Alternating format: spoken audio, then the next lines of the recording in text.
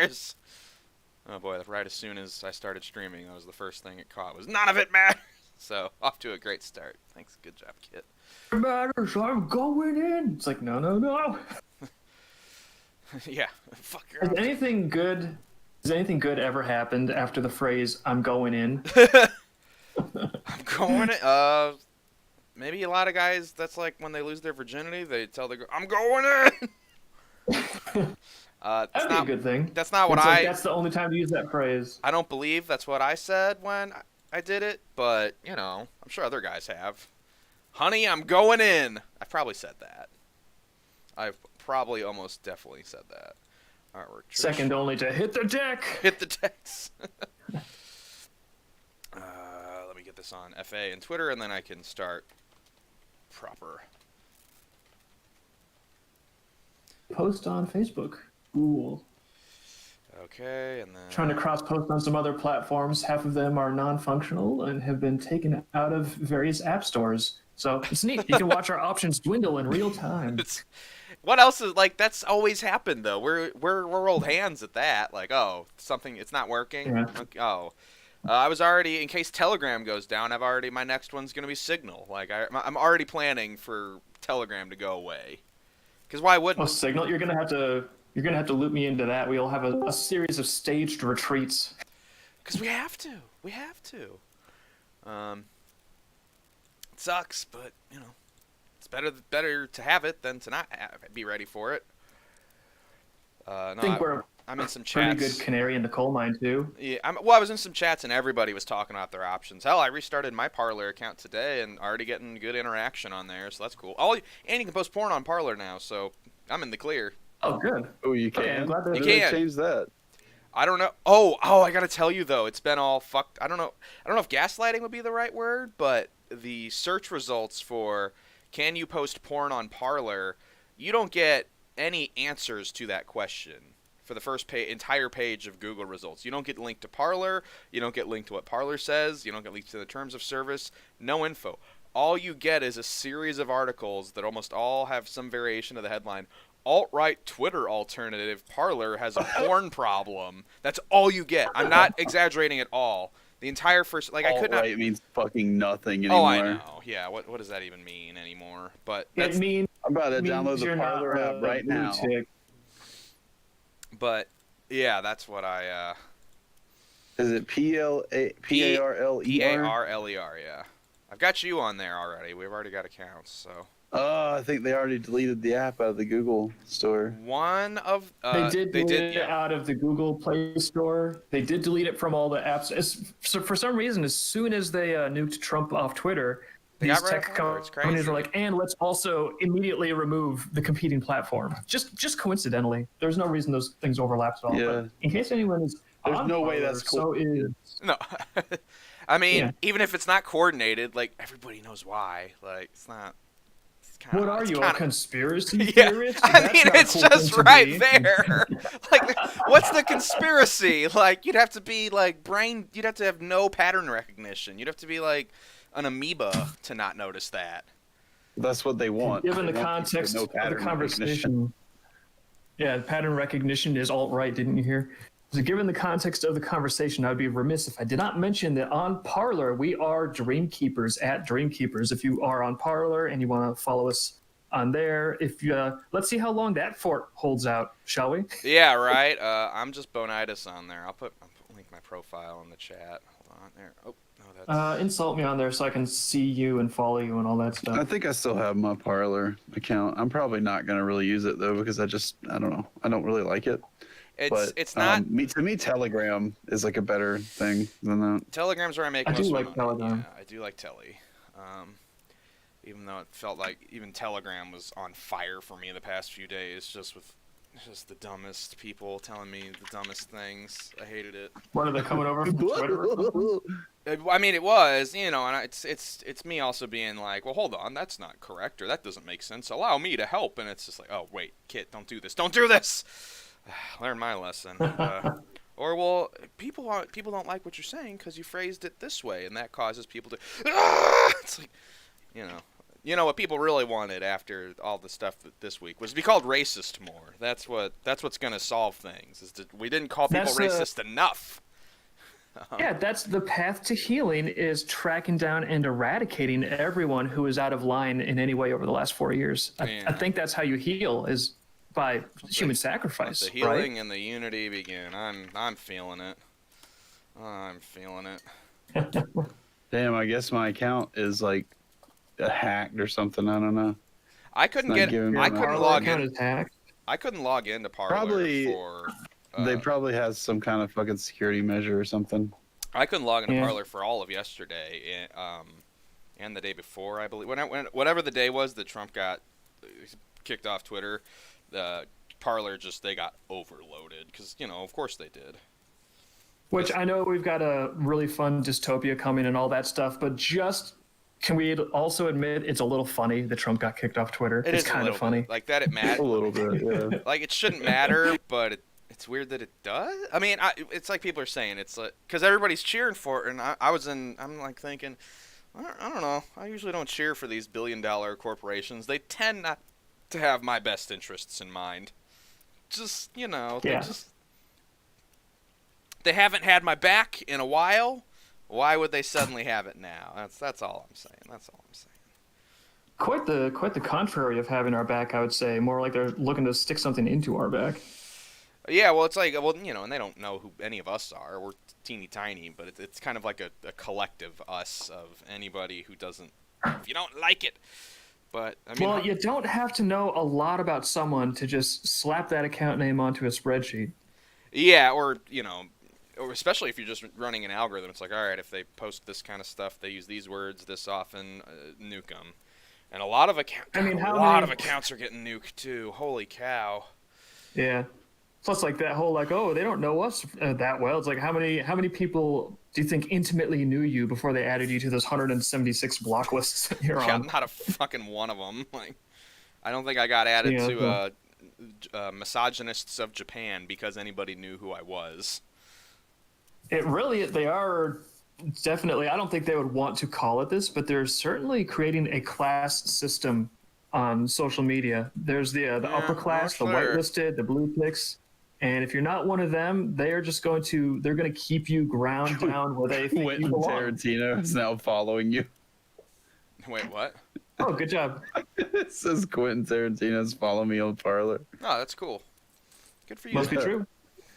Yeah, nice. I don't really like him very much, but it's nice of him to follow me. So. Yeah, well, maybe he likes you. Well, maybe give him a little bit of that love Look back. at that. He just unfollowed you. Oh, shit. cousin. You got rid of Quentin. It's like, sorry, he's just, if you've ever hung out with them, boy, he's really an attention whore. And he thought you were really he thought you were cool with the feet pick thing. So. Well, that's unfortunate. That was our biggest name guest yet ever. Hazen fucked it up. I'm sorry, guys. Okay. I'll get Bill Burr on. Don't worry. Oh, that'd be cool. I do like Bill Burr. So.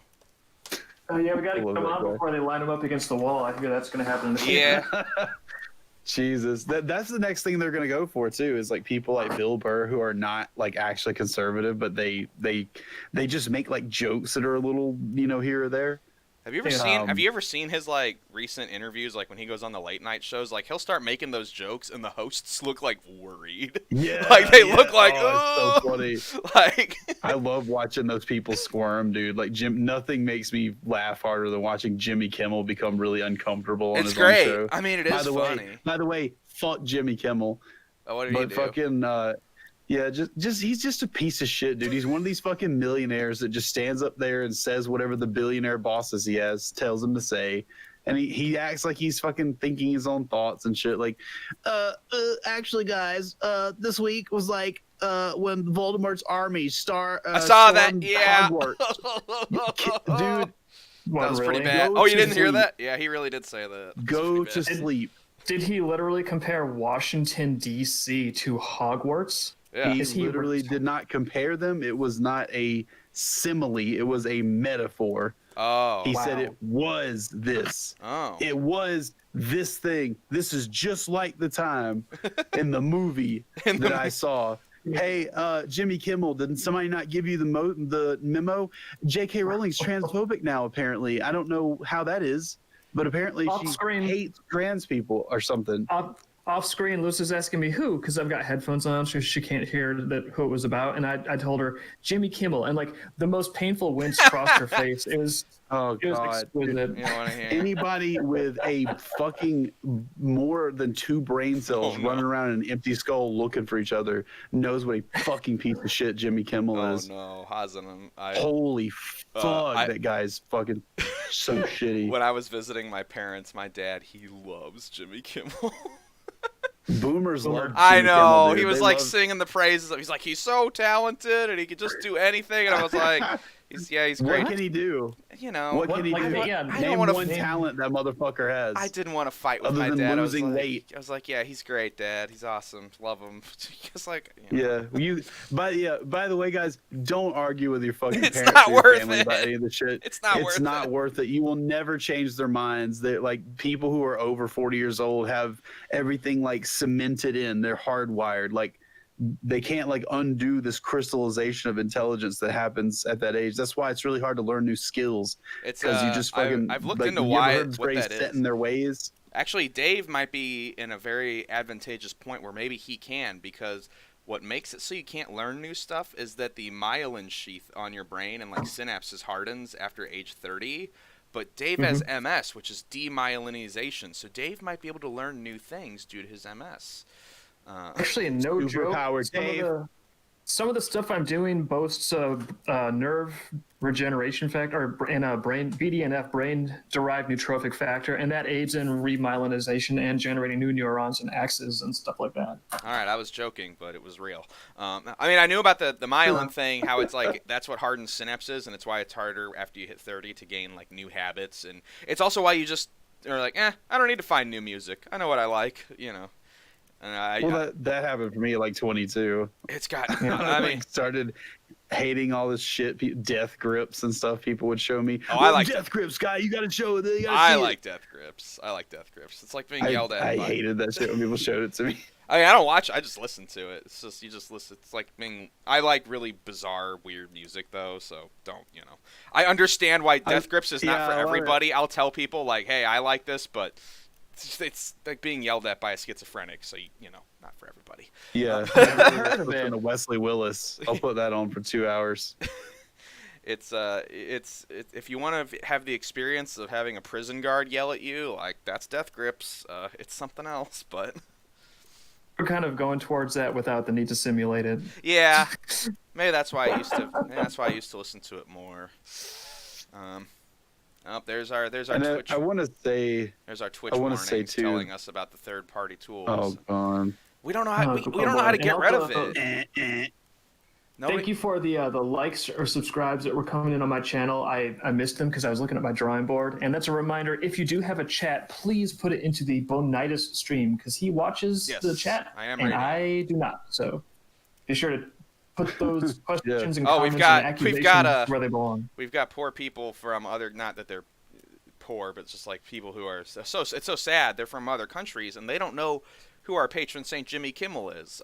Could either of you gentlemen describe him nicely and accurately, please? Could we get I'm kidding. Describe that shit however you want. Got real big on burgers and fries. Now he's down to a smaller size. Fuck. Jimmy Kimmel is a fucking millionaire late night talk show host. I guess really it would be what is considered the new prime time. Yeah. Like 10 p.m. sort of thing. He used to be on the Man Show, right? That's where he got his start. Something like that. And I think that show was kind of stupid too. I mean, like it was funny at times. It was enjoyable. I like. Yeah, it was. You couldn't make that. Was that sort now. of the goal of it was to be stupid. But like I met like fans of the Man Show before I ever watched the show, and it kind of like Nightmare Before Christmas kind of ruined it for me a little bit. But yeah, well, I think Adam Carolla is really funny. He's got a lot of really fucking like he's kind of like Norm Macdonald, like he just says what's on his mind. Anyway, Jimmy Kimmel started out as like one of these comedians who would tell like offensive sort of jokes and stuff in America, and now he's he's just he's talking about people storming the White House so they could dance around being like Voldemort's army trying to invade Hogwarts to kill a bunch of fucking children. At some point in the past, he made someone laugh, and the rest of his career is an apology for that act. I mean, he had to have disowned the Man Show. Like, the Man Show always ended with girls on trampolines in slow motion. Like, that's what that show was. Yeah. And I liked it as a teenager because I was a teenager, and that was pretty great. But, you know, that's when it was on, too, like, was when I was a teenager. And then when I heard he got a late-night show, I was like, really? The Man Show guy? And then now I watch him, it's a different person. It's like, oh, okay, well... Even people who like him, like Adam Carolla, talk about what an ass Kimmel is. Oh, yeah, there you go. I liked the footage of him when the virus first started happening, and he was trying to do the show out of his house with no audience and no laugh track, and it was just, it's like the saddest footage in the world. Oh, God. Somebody showed me John Oliver doing that same thing for his stupid little I Want to Be the Daily Show type of thing. Oh, I've watched those. They're really weird. They're not like some of I'll say that some of those do have like good information, but they are just littered with all this fucking like leftist like Hollywood propaganda shit in there. And it's always the same way BuzzFeed does stuff. It's always like, this man right here, it goes so bad. Like it's always like shit like that. It's like they'd never tell like the other side of anything. But no, fucking, it's very that's actually why I watch it, because as a piece of propaganda, it's very well done and it's very deliberate. And I think it is, and people just don't know that they're being like proselytized to. Yeah, they don't realize because there's jokes in it. Oh, it's jokes and information, but it's the best thing to do if you watch it, if you've never thought about it before, is like ask like what part of the story isn't he telling, or if you have a thought in your head like wait, that doesn't make sense, immediately think why wouldn't he address that? That's what'll make you start to realize, oh, this is all fake. Yeah, this is all just to make you think a certain way, to corral cattle, to corral sheep into thinking like one certain way. And there's Fox News is the same fucking way. Yeah. But like the fucking like shit with Jimmy Kimmel, like I have friends that are otherwise usually pretty intelligent, or if they think something stupid, you can kind of like rationalize with them about things, and they will swear to me, oh, you should watch John Oliver, dude, he's really good, he's really factual, like all the information's there. And then like I watched like 2 episodes of one of them. Yeah, I watched like 2 episodes with them, and it was one about like Trump University and how it was a scam, and I was like, yeah, that was completely right, that was a fucking scam. It was, and that was a funny episode. Knew. And I think that one had that had the Trump stakes in it as well, which it's like that was a weird thing. And you could only buy them at Sharper Image. I was like, who the fuck buys steaks at Sharper Image? This is the weirdest idea. Who the fuck buys anything with Sharper Image? But well, like, I mean, anymore. If people were over 60, yeah. But the fucking like that episode was good, and there'll be things like that in there where like pretty much everything is there. Yeah, Donald Trump and his company scammed a bunch of people, making them think they're going to be millionaires and get to meet and take a picture with Trump. And it was a cardboard fucking cutout they got to take a picture with. Thousands of dollars they spent on these things. Like, yeah, there's tons of a completely 100% legitimate stuff you could criticize Donald Trump for. That will be one of the things. Yep. But then they showed me an episode on something else, and the whole time I was just sitting there like, I know there's another side to this story, because like I know some of the people that like know the people he's talking about.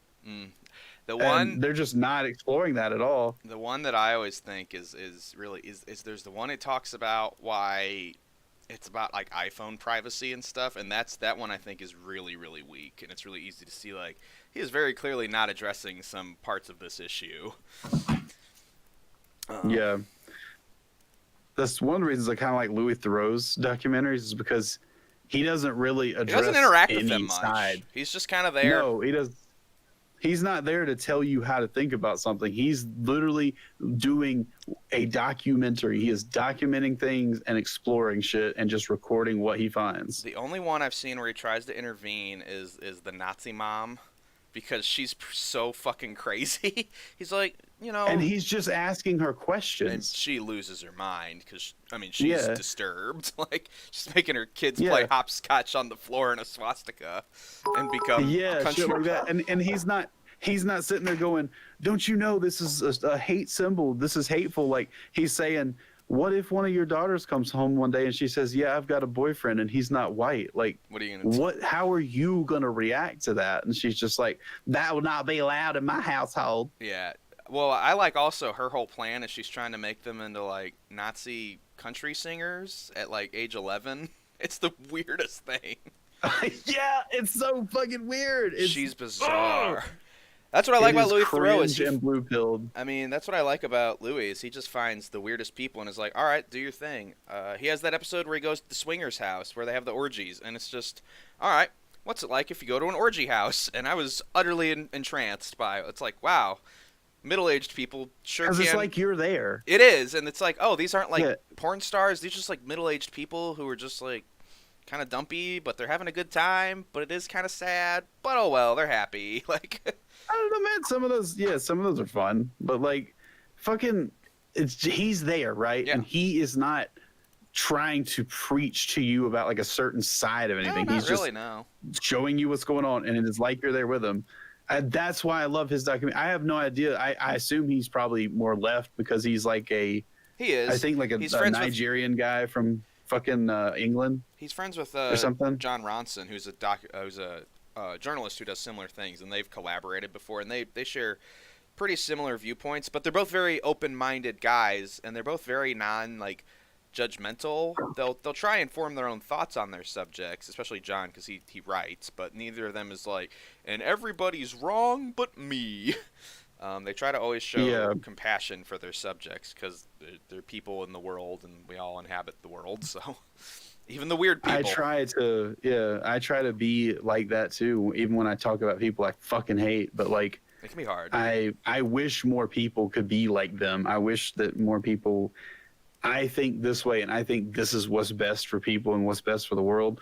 I might be wrong. Let's go talk to these other people who think something that I think is totally nuts and see why they think that. And like I always end up learning something from that where it's like, I'd never considered that. Like I'm not gonna be like, well, I guess that guy's viewpoint is mine now. But I always am like, that guy was crazy, but he had one really good point in there. I'm gonna hold on to that forever. Like, yeah. That's the kind of stuff to me that changes minds, like that can actually make somebody think outside their little comfort zone. Shit like Nick Fuentes and stuff like that. Like well, that. Yeah, that's a little different. That is just, hey guys, don't you think that people who aren't white aren't really American? Don't you think that? And then fucking like, I think that $10,000. Here you go, Nick. Like, get you some Catboys, dude. I mean, fucking like. I feel like that guy needs some Catboys. That would calm him down. That maybe would calm him down a little bit. That dude is the kind of guy that talked nothing but politics in high school and got swirlied for it every single day. But like he kept doing it in college, and that's when he took off. Like he's made a career out of it. Like it's anybody can do that. Though. Sure. If you have a little bit of charisma, you can go on YouTube and you can just say dumb, extreme shit that other people think is true. And they will just latch onto your fucking thing. You may not can do it now because that market's kind of tapped. Like all those people have already found somebody to grab into. Sure. But you could. And that works both left and right. It doesn't matter. Just pick a totally insane thing. Like we need to reverse gay marriage. We need to make it illegal again. Like just do shit like that. I wish they would though. That'd be kind of fun for that will latch onto you. Like, mix up the marriage a little bit, be like, ooh, we're not legally married. Just for a little while, and then go back. Yeah. Just like, I mean, it's so fucking easy. I thought about doing it for a while. I was like, I wonder how many people I can do this with for like a year, and at the end of it, just go, you're all retarded. Go home. Oh, just you're like, stupid.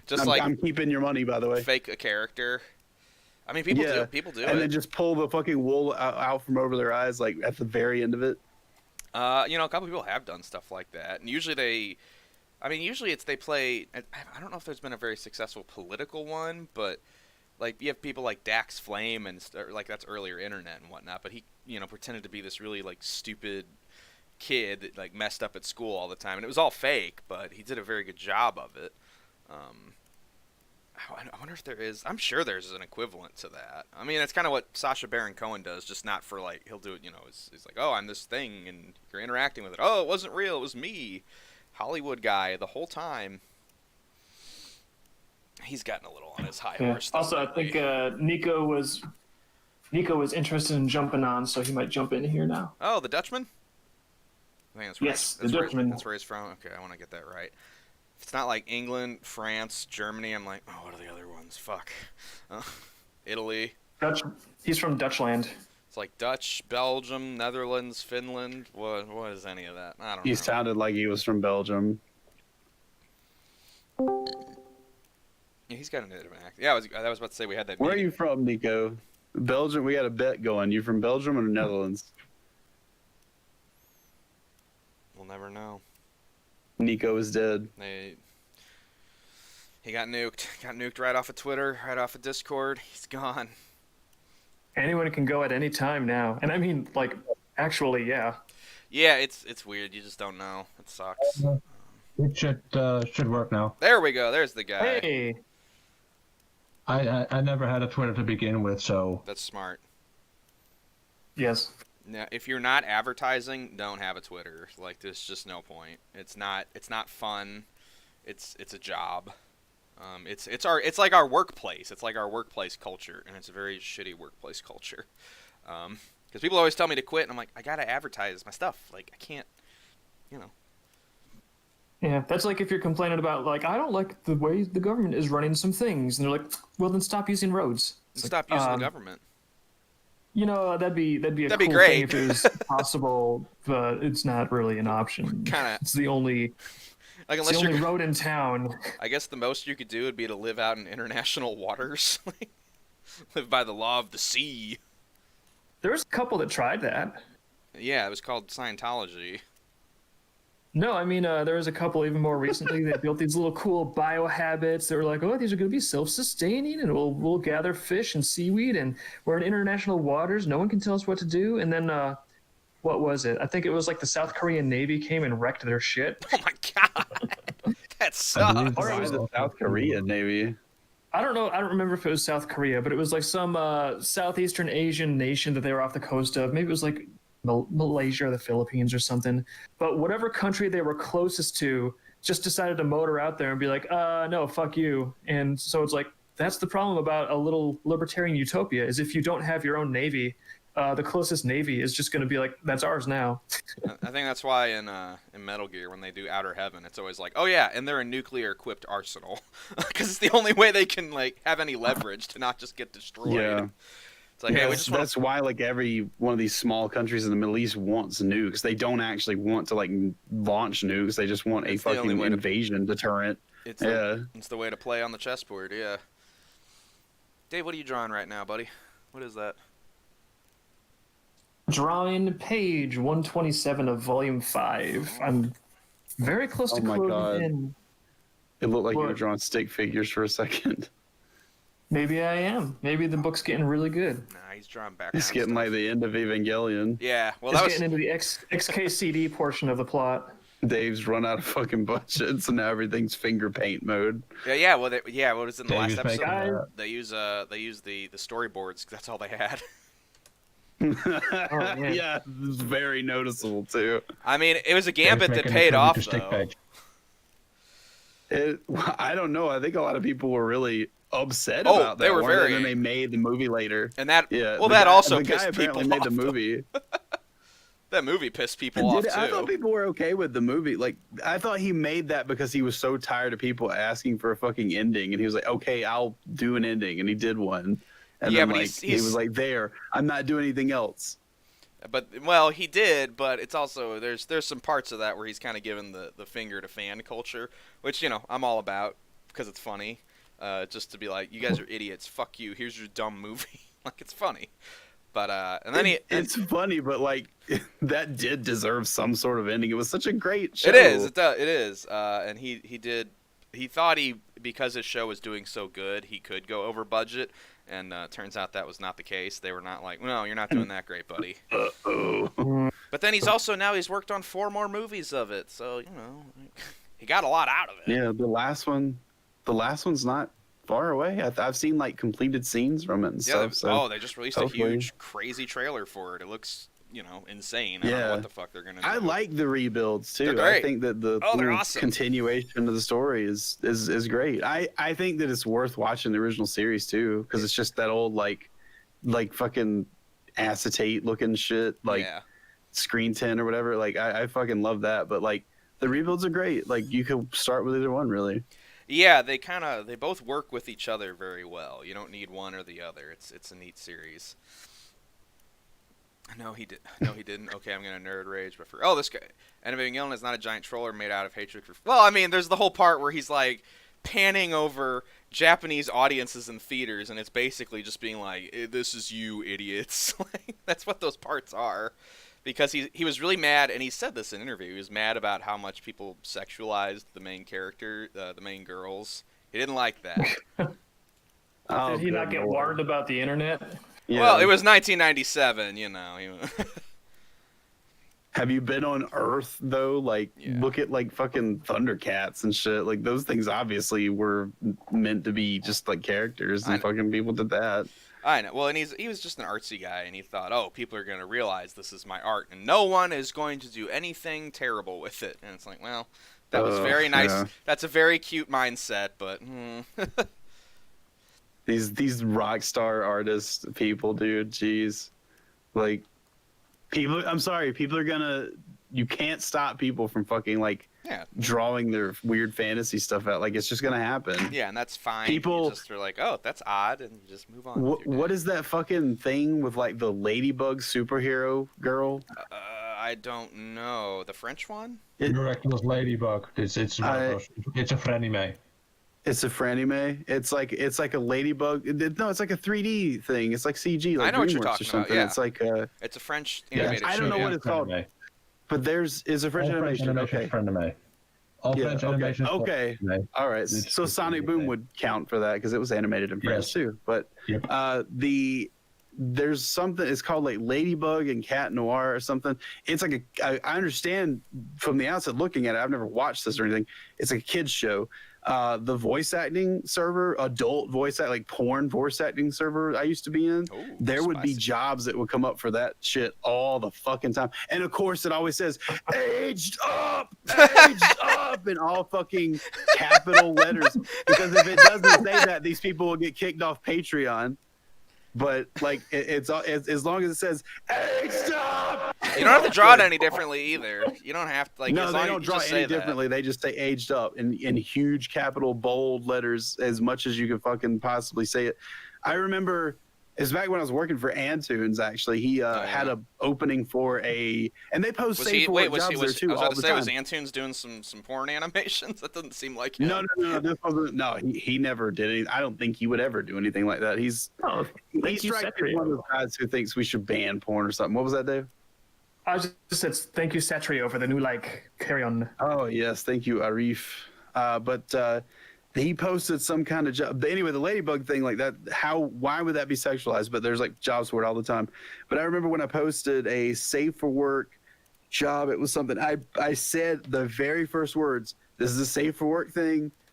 He needs somebody who can do a good Princess Bubblegum for like a little Adventure Time thing he's going to do on YouTube. That's cute. And they deleted the post and they fucking went bananas. I had like 12 fucking ats all from that server. And I was like, oh, these are people who want to take the job. And I look and it's all, is this safe for work? Is she aged up? And I was just like, if you would take the time to read the first 3 fucking words on the job post, you would know it was safe for work. You fucking idiots. Why are they so worried about the Thank age you, Jeff of Andrew too? Why are they because so? Well, it's the age of not only like a human character. This is the age of an anthropomorphic piece of bubblegum. Like, why are you so worried about this? What it is they act like they really like give a shit about that stuff, like from some stupid moral standpoint. Sure. They don't care about that shit, because if Patreon allowed it, if they wouldn't get kicked off for Patreon for doing that shit, they'd be taking those fucking jobs left and right. 90% of them would. Oh, okay. So if you even like, they do if you even care. voice a character, you'll get kicked off of Patreon. Unless you scream aged up really loud. What? Unless you scream aged up really loud. Do you think that would work like in IRL? Like if the FBI is kicking down a pedo's door, if he just like whirled in his spinny chair and went, aged up, aged up, aged up, do you think they'd be like, ah, shucks, okay. If you yell if you yell at a child enough, they'll turn 18. It works. Yeah. Whoa, that that's will great. eventually happen. Yeah, if you do it long enough. It might take, it might take 12 years, but it will happen. I don't know. Maybe somebody should get Hunter Biden to try that out. Maybe that's what he did. That's why he's not in jail. Yeah, what happened to that story? He's gone. He's fucking gone. Woo. They're trying the opposite with Joe right now. They're like, age down, age down. Yeah, or not Joe, Hunter. Sorry, I'm his son. Yeah. You said Hunter. You said. I don't know if you guys saw those new pictures that came out today. Oh boy, some spicy memes. No, anyway, I did not. I don't think those are allowed on social media. I'm pretty sure they protect the people in power as long as it's the people they appointed in power. I don't think they're allowed either, but they're certainly getting posted. What are they pictures of Hunter? Like what's that goofball up to now? Yeah, they're pictures of Hunter with like fucking these like look like 6 and 7 year old Chinese kids. He's in like a bath towel, snuggling them close up to his chest and shit. Yeah. Anyway, the reason they give a shit about any of this stuff and scream aged up like that is not because they care. Because these characters they sometimes voice and stuff in these animations, they're not depicted any differently. They're not like. There's nothing different. They're the same characters. They just put an aged up thing on it so they don't get banned from Patreon. That's what it is. That's all it is. Froduck is saying yelling aged up is the equivalent of yelling swiper no swiping. Yeah, it's like that. That's pretty good. Yeah, that's Dora the Explorer for us older guys who are like, oh, I don't know what I'm supposed to say anymore. Oh, I'm supposed to yell aged up? All right. I've encountered the people who are like, well, you can't. If you even come near someone who's drawn an underaged character naked, you have to disown that. Every time, 100%, I've gotten them to back down. I'm like, motherfucker, I'm not disowning Dragon Ball. Like, fuck off. And they're just like, oh yeah, Dragon Ball was like that, and I wasn't offended back then. It's like it's one of those. You can't often get through to people, but that one seems to work. Because people are like, because I think people remember not being offended by it, and they're like, oh yeah, and that made me happy. That'll work until they decide to like cancel Dragon Ball because of that reason. Akira Toriyama gets canceled like 40 years later. He's like, yeah, what? Poor guy. There's already people mad at him because he wouldn't like disown Vic Mignogna or something. There's like a small little group of people give a fuck about Vic Mignogna. Like, he's like, yeah. Ew. They were like, apparently he or somebody from Bandai or whoever owns that shit, they were getting like really weird about like the whole like voice acting fiasco thing here. I don't know who owns Dragon. It's not Saban. That's Power Rangers. It's Funimation that obviously brings it over. Is it a Sunrise property? Because then Bandai would own it. I don't think it is now. No, it's Toei. It's Toei. It's Toei. Or Toei. Yeah, it's Toei, yeah. Yeah, it is. They're just like Saban. They're super fucking like litigious about putting any of that stuff on YouTube. Sure. Yeah, I was about to say, it's like I usually know the Sunrise stuff, and I was like, it's Toei. It's Toei. Yeah, and that makes. It's their big IP, but also it's like, why does Akira Toriyama like drew these characters like 30 years ago? He doesn't give a fuck who's voicing them in America. Yeah, I don't think anybody over there gives a shit about any of that. Weirdos. Maybe that's where we'll have to move. Oh God. Japan. Yeah, you jest, but I heard they love Westerners over there. Yeah, it goes really great. They like us in those cafes, the foreigner cafes. Oh, really? They have cafes then they call them that? Well, yeah, because what you do is you go there and you pay by the hour to quote unquote have a date with a foreigner, and that's your job. Huh. It's really bizarre. There was a string of really horrible serial killer murders at some of them back in the 90s. I read a book about it. Jesus Christ. Yeah, they were probably going for the Nanking experience. Yeah, no, what's the book is called The People Who Eat Darkness. It's really good, but it's really fucked up. And it's all true. It's a nonfiction story that's just absolutely horrifying about girls from other countries being like, ooh, bartending opportunities in Japan. And they end up in trash bags inside seaside Japanese caves. God damn. Yeah. Did you hear about that one guy who was like he was a Japanese guy, he was like a student in like Italy or Germany or something, and he he like murdered a woman, and because of some kind of weird like technicality, when they extradited him back to Japan for a trial, he like just like went free. I think they mentioned that case in this book. In passing, I think they mentioned that. It might be in there because there's a whole bunch of stuff about how weird the Japanese legal system is, and just how like there's this whole ongoing thing where the dad from like Norway or whatever is trying to make sure his daughter the guy who caught his daughter gets caught, and he has to like keep the story alive in Japanese headlines. So he just starts living in Japan just to do that, and it's like it's so much work. Yeah, there's one thing somebody would do that for, though. It'd be that. Yeah, it's your daughter. Sure, it's just it's fucked up. I'll post the name of the book. But you were talking about this guy from Italy, you said? Yeah, I know he was a Japanese guy. Oh. And he was like a student. He was like an exchange student for a college somewhere in Europe. I think it was like Italy or Germany or something. It might have been France. I don't really remember, but I just remember he basically stalked this woman and like killed her, and I think he did the weird thing where he like cut her up into a whole bunch of pieces. Seems like he ate like some of her body or something. Oh, might be. And then like so much work. Sounds like it's the same they guy. Caught him.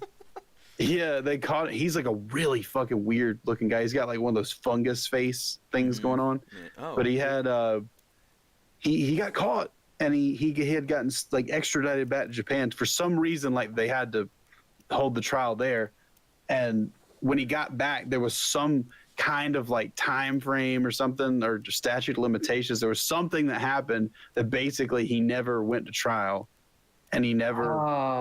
He just was on like house arrest. I think he's on house arrest for the rest of his life or something, and like there was like a reality show where they had a porn star, a woman, go to his house to visit him, and they didn't tell her who he was. That's terrible. And like Jesus Christ. Yeah, it was so weird. Like the Japanese do weird I shit know. to each other, dude. Like their game shows are nuts. Like their game shows are really fun to watch, but it like weird shit. We like women singing karaoke while they ride some dude's dick naked and shit. Like no, because you can't do prostitution. You can do the soap thing though. I think I've talked about that.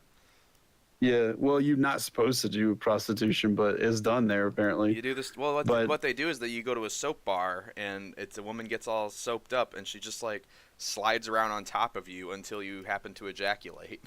That's a real thing. Like, just that's legal.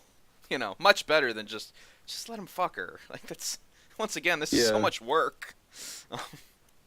I'm sure some of that goes on there too. Oh, it does. Just make it the Volla. Just have the Volla there. Make legalized prostitution and have the Volla there. That's they'll probably enjoy it. The Volla? The Dutch red light district. Oh, perhaps. okay.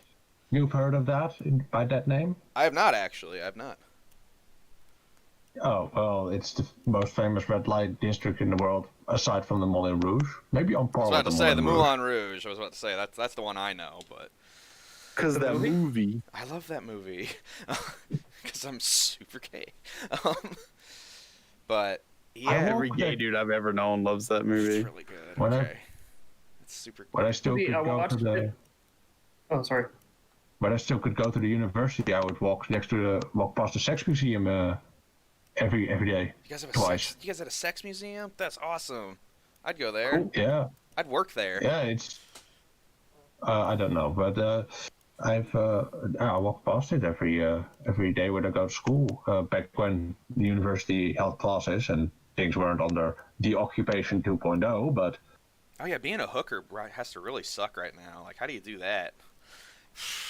It's gotta be rough out there for those working girls. OnlyFans. Yeah. You just wear a mask. Or nothing. Yeah. You just wear a mask, man. Yeah. Wear a I guess a lot of rubber fetishists are getting their rocks off now. Yeah, there you go. A condom is like a mask for your dick. Think about that. Oh, thank you, Terrio Jenkins, for the new like. One brief note on the Moulin Rouge. I watched that movie again recently, and it annoyed me until I realized that the thing that annoys me is the choice of protagonist, and because the lead character, the dude, like he's such like a wishy-washy simp. It's sure, yeah, like a wet blanket. He's like, why won't you date me? Why are you going for the man who is actually successful? Huh? Yeah, but that guy's a wiener. I can't take no for an answer. I'm gonna crash your show that's important to the entire theater because my love is so important. He's a giant wet blanket, and I realized the hero is actually what's his face? The dude with the huge mustache who's just trying to put on a show. The Jewish and guy. And all these asinine actors around him keep on having like their little fits and like tantrums and like, oh, she loves him, she loves me. It's like, oh, we have to keep the Duke happy. And this guy's like, okay, I'm just trying to like upgrade our business. I invested all this money in a theater. I've got people coming to the show. Could you guys just maybe like, rehearse and stop fucking around with all this shit? Oh, you're talking Harold Ziedler. Yeah, the guy who owns the Moulin Rouge. Yeah, he's the best character. Yeah, he absolutely is the protagonist, and if you watch the movie through that lens of him as the protagonist, the only guy with 5 grains of sense, he has to deal with all these head, weirdos constantly. Yeah. All these fucking actors and writers. He's like, I've got this writer who won't stop trying to bang my lead actress. My lead actress has the consumption, and my investor is a total dork. Like, oh my god. Yeah. Just trying to run a business and do a good job for his employees. That's all he's trying to do, and everyone is just running around like. So that when you watch it with that lens, it's much more interesting, I think. That's pretty funny. I've always liked that movie, but I have a bit of a soft spot for musicals. Not as big as my husband's, but one of us has to be the gayer one, and it's him. I like musicals that I'm really picky about them. Sure. Like I like musicals that are kind of like weird. Like Evil Dead the musical is one of my favorites. AJ saw that live. Musical? It's not. I didn't get to see it live, sadly. I wanted to put it on in the town here, and I proposed it to one of our local like theater troops. And they like one of the first things like the song is "What the fuck was that?" What the fuck and they was were that? Just like, yeah. no. Yeah. Aww. Where you can't. Sorry, we can't do this. The only musical I ever liked was the War of the Worlds musical. There's a War of the by Worlds Jeff Wayne. I didn't know there was a War of the Worlds musical. Yeah, and it's great. I've heard that exists. I've never actually heard it or seen it or anything though. The chances of anything coming from Mars are 1,000,000 to 1, they said. Oh my god. I played that version on the radio, and people thought that was real too, that we were being invaded by musicals. It was crazy. There was this crazy singing artilleryman. He was singing about a brave new world. Radios, they were the irresponsible social media of like the 1910s. I have it on DVD. It's great. They even made like a tripod for on the stage Oh. with a flamethrower in it. That's awesome. So you can tell this What was a a great musical. troll that was though, Orson Welles. They did a 30th anniversary special even with Liam Neeson as the lead because of course what was he named again? The previous lead he has passed away a long time ago. It was let me see. What, Orson Welles? Probably killed by Liam Neeson. No, it was where is I have the box here somewhere. Because I've seen the original War of the Worlds, not just the Tom Cruise remake from the 2000s. Where he throws the peanut butter on the wall. Does that happen? I don't even remember. Yeah, he makes peanut butter and jelly sandwiches for those 2 kids, and the little girl's like, "I'm allergic to peanut butter," and he just fucking like slaps the peanut butter sandwiches against the wall, and they stick to the wall. That's pretty Richard funny. It's nice that they let him. It's nice that they let him get some improv in there, though. Tom Cruise is a good fucking actor, dude. Like he does all his own stunts and stuff. Like It is impressive. he's an amazing actor, but he's just like insane. He is also a crazy person, so, what can you do? Genius and madness are 2 sides of the same coin, and unfortunately, sometimes one of those sides falls for cult scams. Yeah. I mean, that cult, like, they treat him like royalty, though. They dress him up in their silly outfits. Well, they and have to. declare him the Emperor of Space, and... Tom Cruise, remember Top Gun, remember Cocktail, remember those movies? You like Tom Cruise? Like that he's into Scientology, man. It's not that weird to give us thousands of dollars for us to test for ghost in you. Yeah, Thetan. You know what's unfair too is they're probably tax exempt because it's a religion. Maybe They we are. should make reading comics a religion. Oh, don't worry. They are now. They are. They weren't before. But they are now. Are Ever they- since Operation Snow White. Are they no longer tax exempt, or? No, they are. They still are. I was But about to say, I when thought they they started were. out, there was a when they started out, there was a battle between them and basically the IRS. Like, we want tax exempt status because we're a religion, and they just kept telling them, giving it to no, them. And then they breached the government, kind of like those guys this week. Yeah, Still, you know, they infiltrated the fucking government, and they went in and had like them steal or destroy every file they had on Scientology. Yeah, and that's we also know we're called in the Netherlands also kind of sci-fi, like the Scientology ones. Oh, do you guys have your own Avatar, Scientology? What do you guys got? we have the Avatar cult. Oh, like from the movie? No, they're like they believe that they are wizards. Okay. Like the powered by Airbender. aliens. Mhm. No, wizards, like proper pointy hats, beards, and shit. Okay. The like classic wizards, Mhm. empowered by aliens and UFOs Okay. to prepare the world for something. And they didn't find out this cult existed until the Secret Service busted up an infiltration attempt, a very advanced infiltration attempt, into the Dutch, what's it called? The Dutch Alien Officials, Center. the government, people who work for the government in the government bureaucracy. They had infiltrated government bureaucracy very deeply. A bunch of conversations wizards about infiltrated the Dutch government. Is that what I'm hearing? They had until the Secret Service busted them, but well. And it was primarily news abroad because they didn't tell anything about this in the Netherlands. There were like newspapers about the Netherlands in foreign countries, and they reported on it. Dutch newspapers and shit didn't.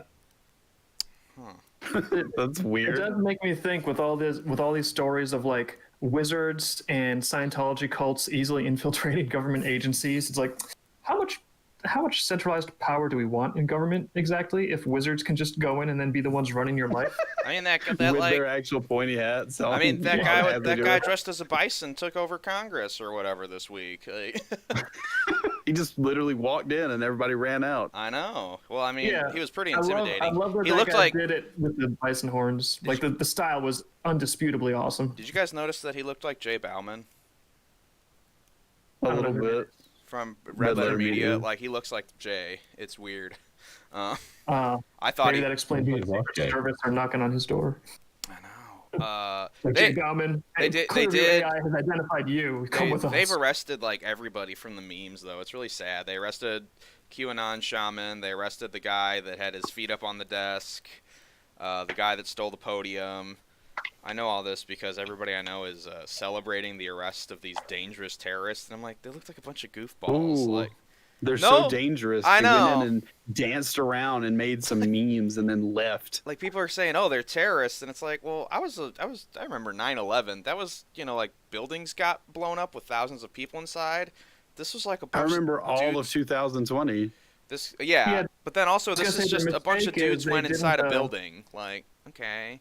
No, they went inside a building. They're terrorists. What they should have done was destroy some mom and pop businesses, because then we could have just been like, oh, they're fine. They're just destroying the life work of some lower class people. Not a problem here. We can celebrate them as heroes. And in fact, the news will do exactly that. But if they harass our precious politicians, they're monsters. Why are the police not shooting them? Yeah, it was weird to see. Like, I'm not exactly. Well, I don't know. They looked like they were having fun. So Get ready for all of your friends and family to be policing you. Oh, I know. Hey, Colin. I don't know. I don't want my family. They've already flipped Colin. Colin's just here to gather some dirt and salvage himself by throwing some people under the bus. How's it going, Colin? Mm-hmm, yeah, shut up. No. don't tell them. Colin's just gonna stay on here until Jimmy Kimmel's over. Then he's gonna report all of my treason back to my dad. Yeah. Yeah. I mean, it's. I'm joking, but there's also a bunch of people talking about, oh yeah, we have to document all the talk about lists and revenge and tracking people of the wrong opinion. Like all that talk is coming back on Twitter and in the verified comments, and so they're absolutely. It's like, okay, they got the lead target. Now they're shifting aim and they're gonna just eradicate everyone that's smaller, because why not? At what point is there any sort of pushback or accountability to prevent that? Because it's not like those things have terrible consequences, like, for example, the Holodomor or something. No, that would never happen again. I mean, that never happened. Yeah, it's people are being pretty one-dimensional about it, where they're like, well, this looks scary, so that's the worst. I was like, there could be like a lot of consequences and a lot of directions for this. It really, I'm not a guy who can predict much, but I would look at something like this and be like, oh, there's a lot of ways to spin this to political advantage, disadvantage. Yeah. Although, speaking of predictions, I would like to call it publicly that I got one really, really right this summer. Oh, what'd you get? What'd you get? It's the one that I told you when we were walking around. What was it? What's the Bell Island? We were walking around Bell Island looking for good fishing spots, and I told you this was back in I think August. I remember this conversation. Yeah, so I told you that the strategy for the election was not for Biden to win, and it was not for Trump to win. I told you that the strategy for the election was to make the election outcome non-credible, and that in the ensuing social upheaval, then the elites could go ahead and just take power for themselves. And wouldn't you know it, they made the election results non-credible, and in the ensuing social upheaval, boom, we are seeing them absolutely consolidate power. I mean, yeah, you can even it's not even just necessarily political elite, but it's financial elite have definitely done that in the past year. Even media elites. I'd loop. I think the major. Oh, thank you. Someone like that. I said that. Let me shift over and look. It is Henrik Eriksson. Thank you, and he pledged $1. Thank you very much. But yeah, I would say, in my view, the most dangerous sort of alignment, and I don't know much about it because I don't spend my time Googling it because I got comics to draw. But I think it's primarily from what I can see, the financial conglomerates and the media companies. And I would loop traditional media and social media into the same bucket. So it just seems like they're really running the tables. They're ensuring that they're going to get their own Wall Street institutions bailed out indefinitely. We're going to pay for it. And then they're going to use the media and social media companies to tell us what we think about it. And anyone that doesn't get in line with that, you're toast. And to make sure I'm talking about this accurately, 5 people did die at the Capitol. I think it was 2 police officers and 3 civilians, if I recall correctly. And some people are saying, well, this is kind of an interesting and disputed point. Is someone planted bombs, one at the RNC, one somewhere else, but not the Republican National Convention, but the Republican National Headquarters, their HQ up there. Those were defused, and nothing happened with those, but.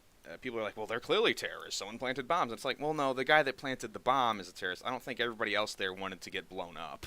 I don't think that was, unless that was the plan, and I had no idea. But trust the plan, get blown up. Yeah.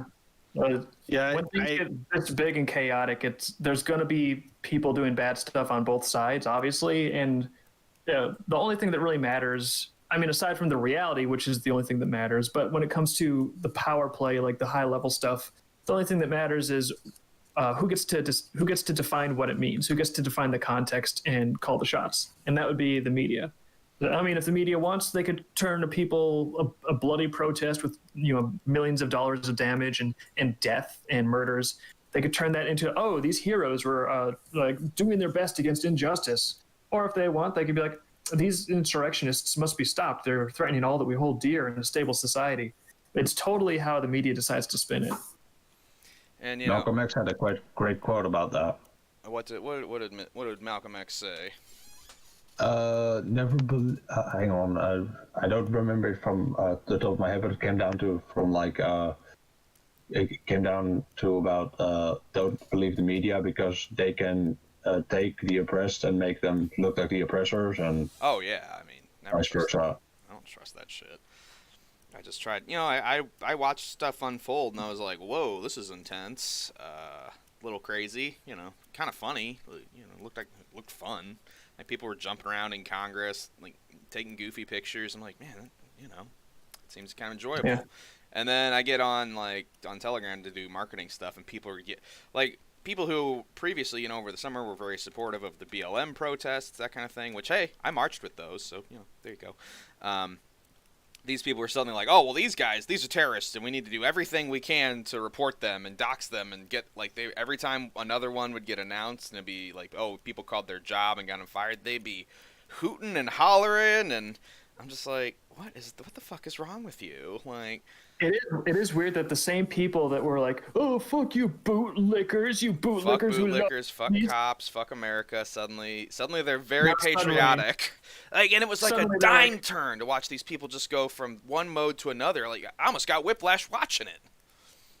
Yeah, and it's like on the one hand they're like, "Oh yeah, these bootlickers, they're supporting mom and pop businesses. How dare they? Those should be burned down for justice." And now they're like, our poor Congress people, our elites, our political elites. If we don't think of our political elites, who will?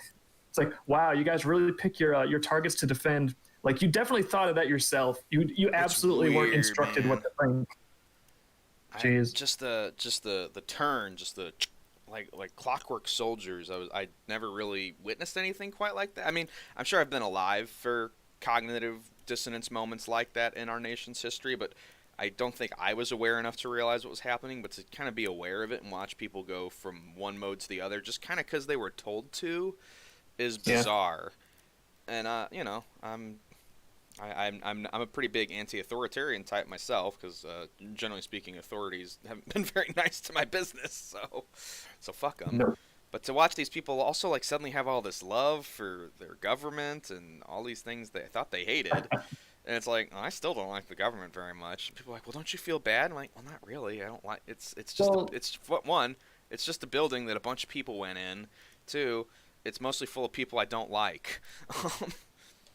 That fuck up my life. So yeah, I don't feel terrible.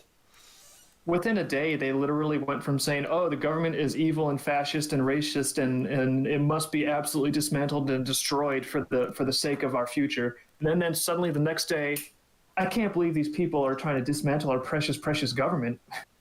It's like the fact that they can do that, the fact that they can switch their opinion and their allegiance so thoroughly. No, I was gonna say, I think I told Dave about this, but I saw this meme where it was like some Antifa guy being like, "Fuck you, bootlicker," and then they have like a picture of like some dude's boot, and then he like paints BLM on it, and he starts like deep throwing the boot. Gross. These guys are, it's all like weird branding shit where it's like, oh, I like these protesters. Like, they'll do the same thing, but depending on the branding, you'll like it more or less. And I'm like, no, it's just cool when like government buildings get destroyed because the government's awful. Like, don't worry, it doesn't matter who does it. Just someone's got to do God's work. The thing is, like, I try to be consistent. They'll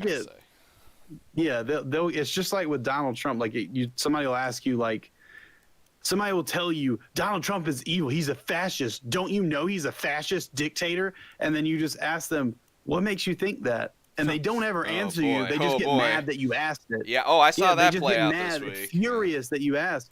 And it's the same thing with these protesters that went into the fucking White House. They're just like, these people are terrorists. And if you just ask them, how are they terrorists but not these BLM guys? Like, how do you reconcile that notion?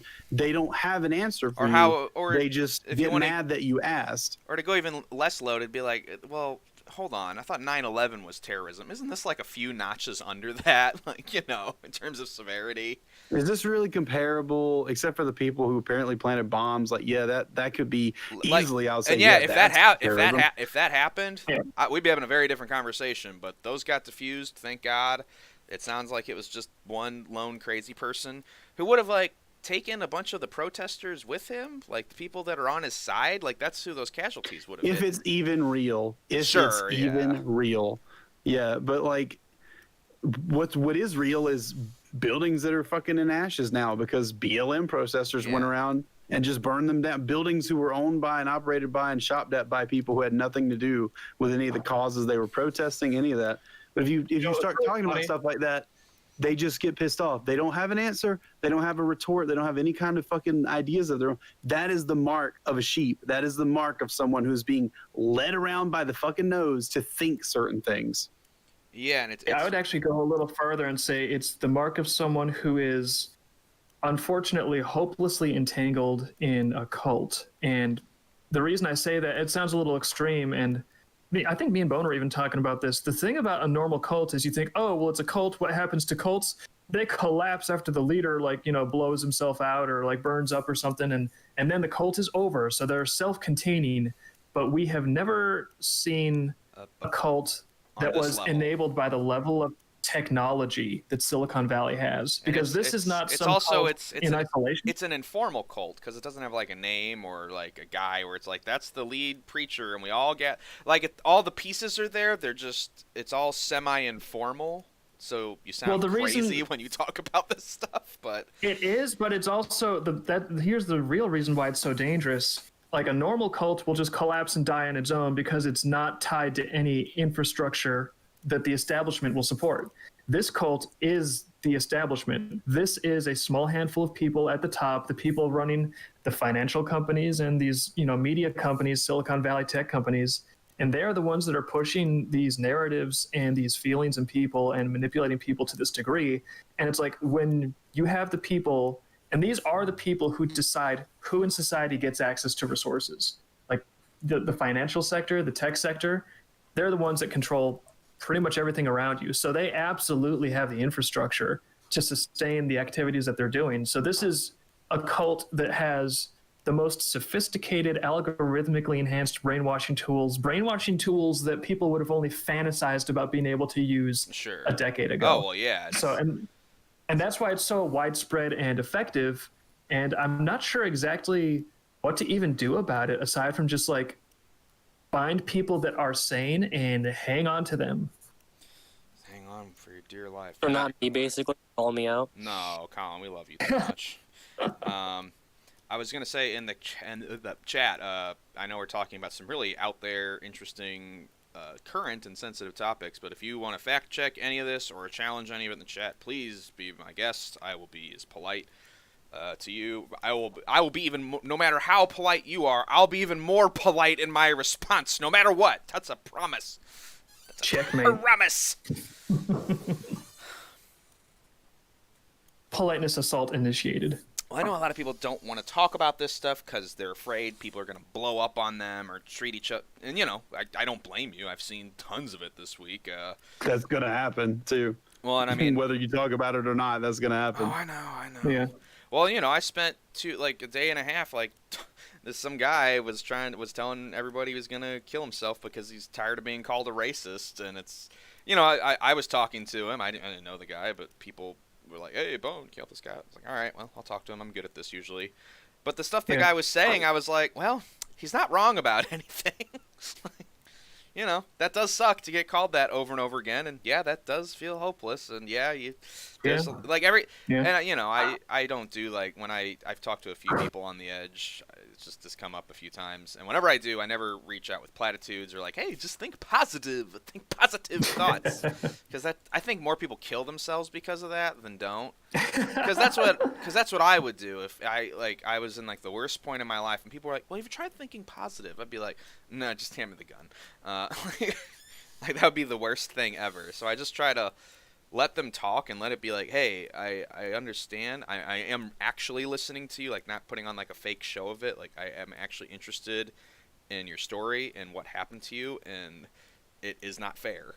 And sometimes just letting that happen, just being hey, they just don't feel alone anymore, at least, and they usually don't, do anything. So at least then they know. At least then they feel like someone understands, and even if they don't have someone that totally understands, at least they've been heard. That makes a big difference. And I don't know if you're still talking with this person, but if it helps at all, you can point to yourself and me and Hazen and this whole group as examples where we've had this crew try their best to destroy us and slander us, and they continue to slander us, and we're doing pretty good. We found each other, we're sticking together, and yeah. The last thing a depressed person wants to hear is be positive.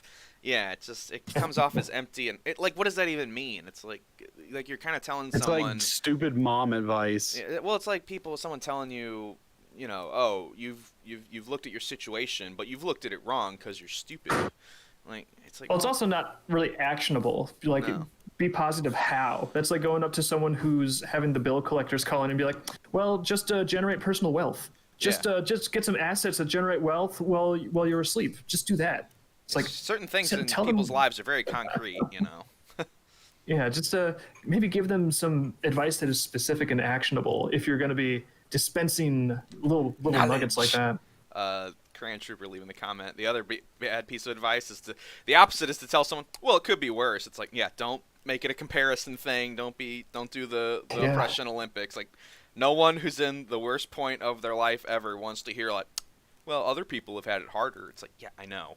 The Holocaust happened, and there were people in that, and they didn't kill themselves. But I'm not there right now. All right, like it says it 1942. You fucking weirdo. Yeah, that's like going up to a person who's starving to death, and there's like, I'm starving to death. Can I have some food? And they're like, you just say to them, yeah, well, there's people in Africa who've been starving to death for weeks, dude. They're still hanging in there. Yeah.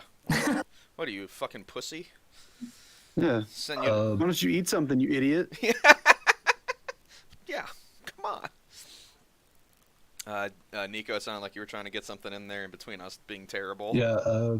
What's up, man? Yeah, a bit of a fact check, but the proper Holocaust didn't start until 1944. God until damn it. that, they did have. All right. They did have a lot of mistreatment and the Holocaust by bullets, also known as the Einsatzgruppen. But the the thing everyone imagines as when you hear the word Holocaust, the concentration camp shit. Yeah, that's 43 going into 44. That's when they really started it. Before that, they were locked in ghettos, and everyone was like, "How are we going to solve the Juden problem?" Yeah. And well, my husband's the one who watched the show, and not me. We're in 1932 now, then that means we have 7 years until that. Okay, I'm just kind of mapping out to our current timeline the equivalency. Okay. Well, I think it's going to be a lot faster because the internet age speeds up everything, so we should be afraid. Yeah, imagine how good Hitler could have done with the internet. That guy could have been just taking names left and right. That guy had an AOL chat room, we'd all be dead. And imagine if he had a social media company that he owned and it was a monopoly. That is the funniest thing. Hitler Twitter. That's basically Twitter. Goebbels, by the way. That's what? Yeah. Twitter. Goebbels was basically the social media conglomerates of the 1940s. Oh my God, he did have one. He kind of laid the foundation for what the media companies do now. He said, if you tell a lie and just repeat it often enough and loud enough, people will think it's the truth. And it's like that's what they do. It works. It works really well. Oh, speaking of... They say that in the new Animaniacs reboot too. What?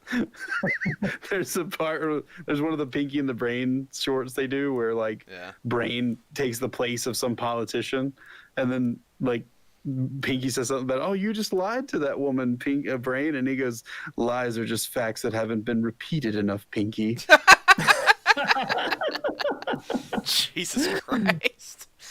That's good writing. Goddamn. Those shows get really existential every once in a while. That's great. I watched that show in the 3rd grade. That's weird to think about. Actually, no joke though. Go ahead. I was gonna say I learned a really fun Nazi fact about my family over the Christmas break. So. Oh, this sounds promising. Yeah, this is really great to know, and I figured I'd share it publicly with you all because I love to make mistakes. But I learned my great-grandfather, not my dad, not my grandpa, but great-granddad, he was a Nazi sympathizer.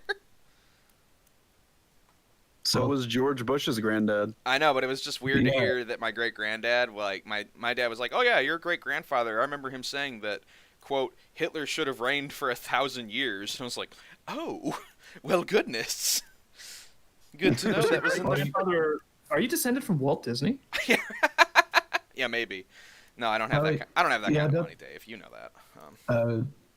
A few things. First, Disney wasn't a Nazi sympathizer. That was something the communist press came up with because he was Walt Disney was very supportive of the House Un-American Activities Commission, or whatever it was called. Oh, the McCarthy era. Okay. Basically, the communist press smeared him as a Nazi sympathizer because of it. Those While fuckers. in fact, Disney was one of the biggest producers of American propaganda against the Nazis. They had that airplane movie that was animated. That's really interesting. It's just American propaganda. It's really cool, but I forget what it's called. Yeah, he also personally made Educated for Death, which was a Disney movie about the indoctrination of children into Nazis. Well, yeah. and it was like an actual like warning about what totalitarianism does to a population. Well, when are we going to get the live action reboot of that? That's what I want to see. I want to see that with the cast of High School Musical. Let's do it. I'd watch it.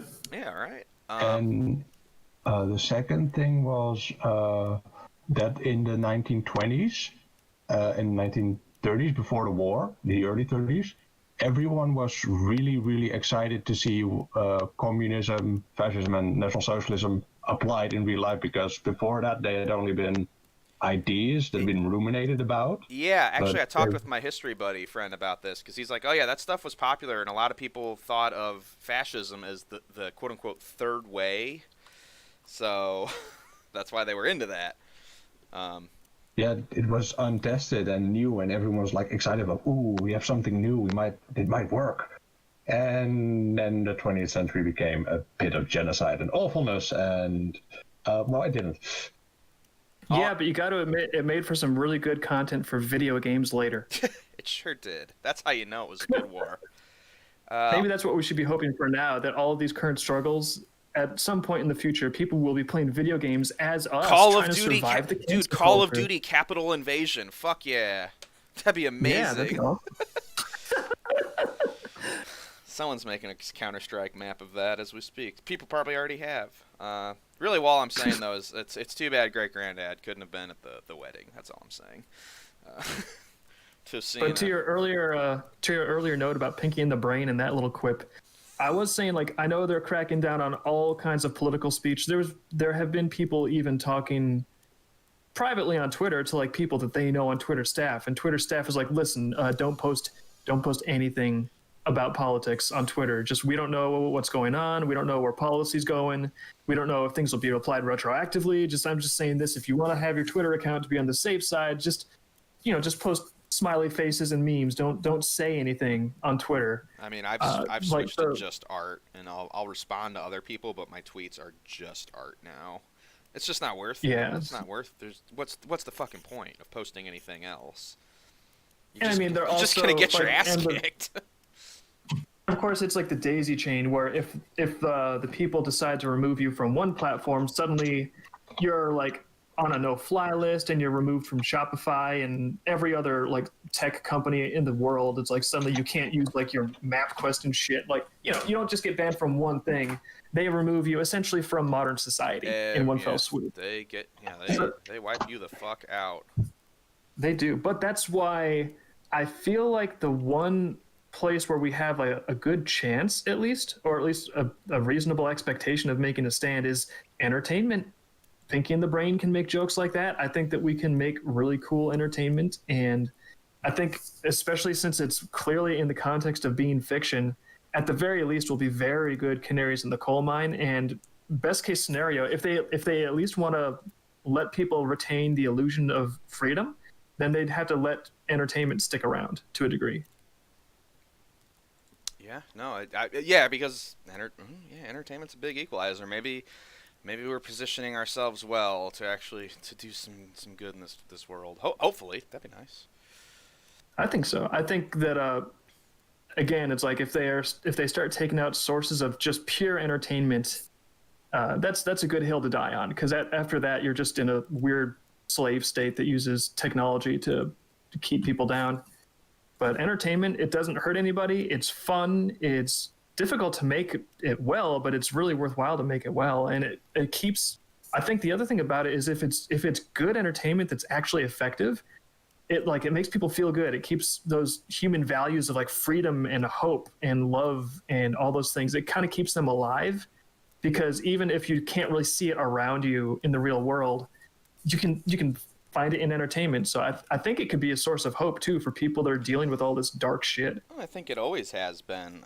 Just recently it's kind of been used as a strange subversion of all.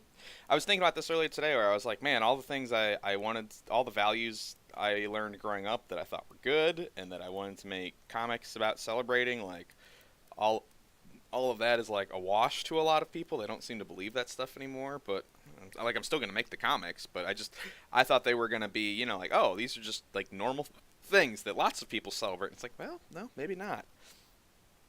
The scourge of postmodernism, You think it's because... basically.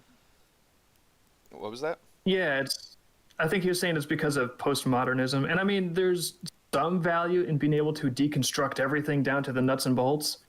Sure, But there's I a lot think of the good problem with postmodernist comics that I can point to, like any number of Grant Morrison books, for example. But yeah, but I think that the people that really get into the postmodernism stuff, it's like, nah, it's a good tool, it's a good lens that you can use for certain things, but it's kind of like deconstructing a car engine.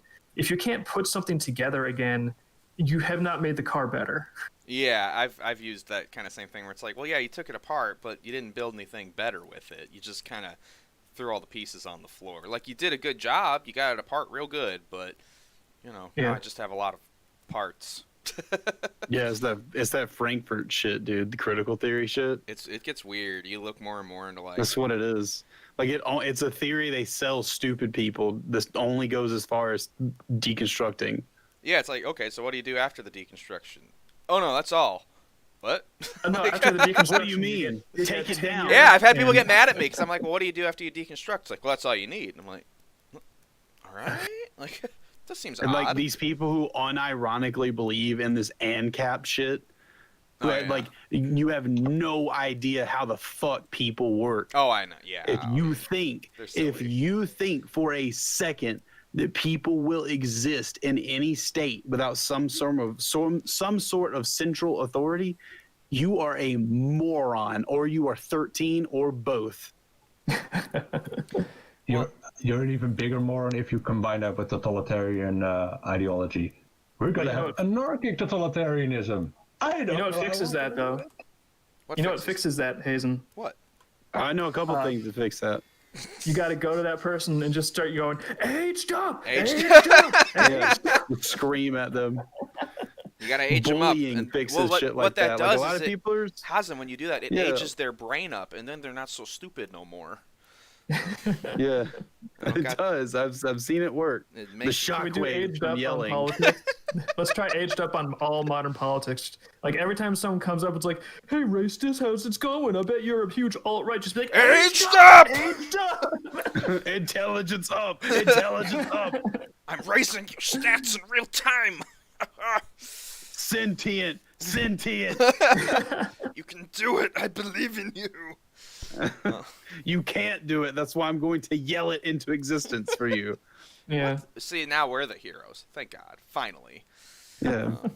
That's what we need is more screaming and more bullying people with stupid ideas like ANCAP shit. Dude, I get in so much those trouble if I people- poke at people at all. They get so upset and they cry. That's and because throw they have no fucking tantrums. resistance to this shit. They don't. Yeah, They don't like, even people bother will standing up. literally cry.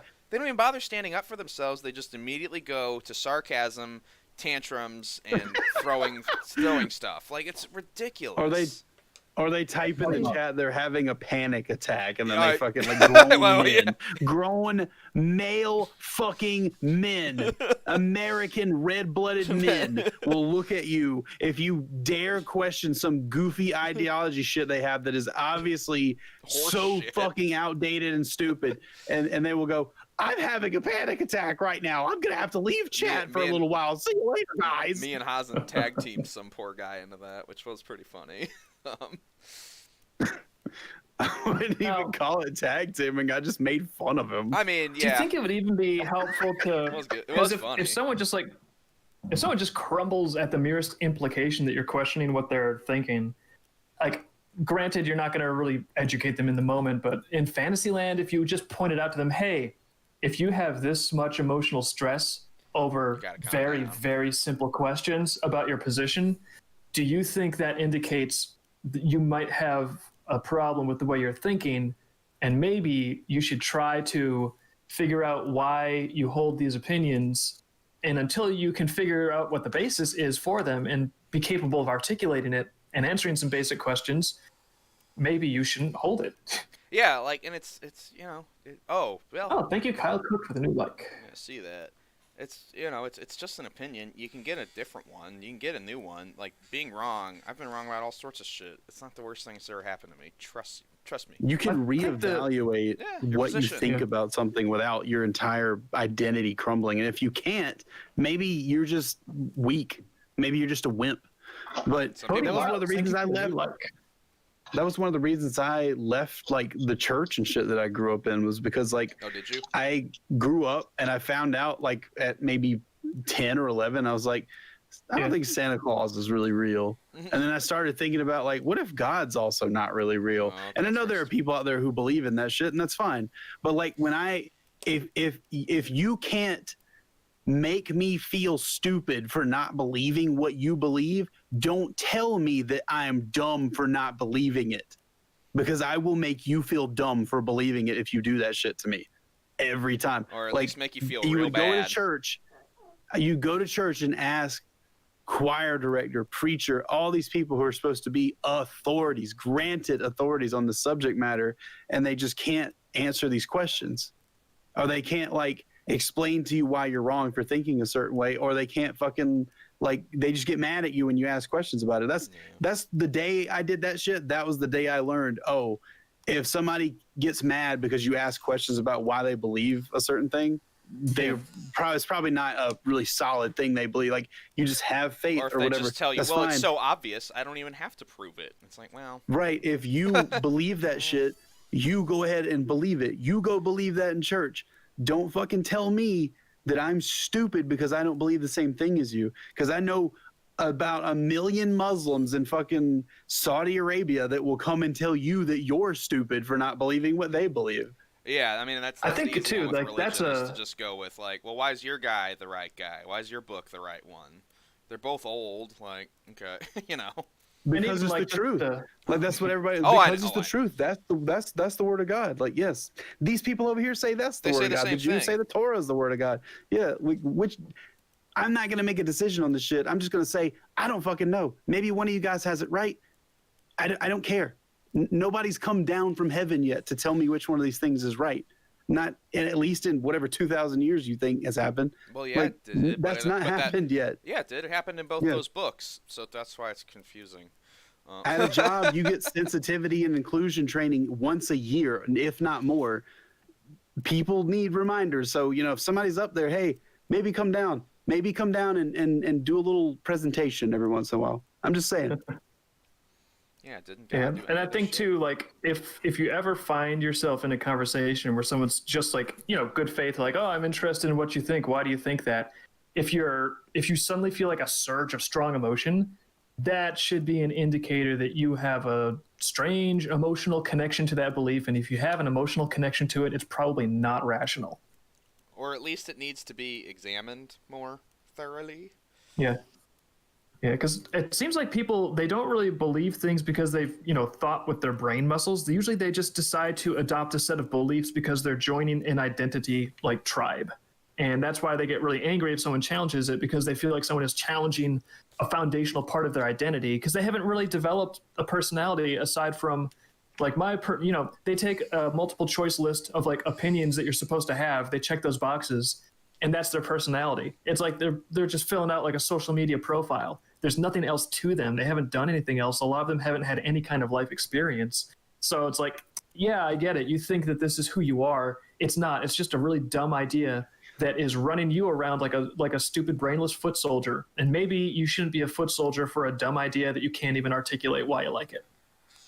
Yeah. Hey, that's insulting to foot soldiers. Yeah, we've got Fair point. that's offensive to mindless foot soldiers everywhere. How dare you? Sounds like a Futurama joke. That's all my humor. I mean, it's in my name. I mean, It'll never. I guess what we're talking about here is turtles. How bad do you think it's going to get for them? I guess we're kind of talking about like something that might become an ongoing issue that we're going to be facing a lot of, which is when you encounter people that are brainwashed, how do you interact with them, or do you try to deprogram them, or what do you do? Because the thing is, a lot of these people are brainwashed in such a way where they want us to stop existing. You can't do it in text unless it's maybe in a one-on-one conversation, but especially in a larger chat room, like, people get way too crazy, way too wound up, way too fast. I've been trying, just because, you know me, I have this horrible thing where I just like to talk to people. And when someone says Hell of a something, time to be an extrovert. yeah, this has been the worst year ever. And when someone says something that makes no sense, I'm like, wait a minute, and that's usually how I go at it. And then people fucking lose their minds. I'm like, okay, well, that was not a good idea. I can be good at it one-on-one out loud, especially just because I have good body and voice language. But not everybody's going to have that. Some people are awkward, dorks, or shy, or whatever. So. Hey. no, Dave. You know, you're very fun to talk to in person because you're really goofy. So you have like. I'll take that as a compliment. It is, because you're naturally you're very witty, you're very incisive, and you have like a goofy, imaginative sense of humor. Like you kind of have the sense of humor. I think I said this once, where it's like when you start to be goofy, it's like the kind of humor that someone who's high has, but you're just like that. So.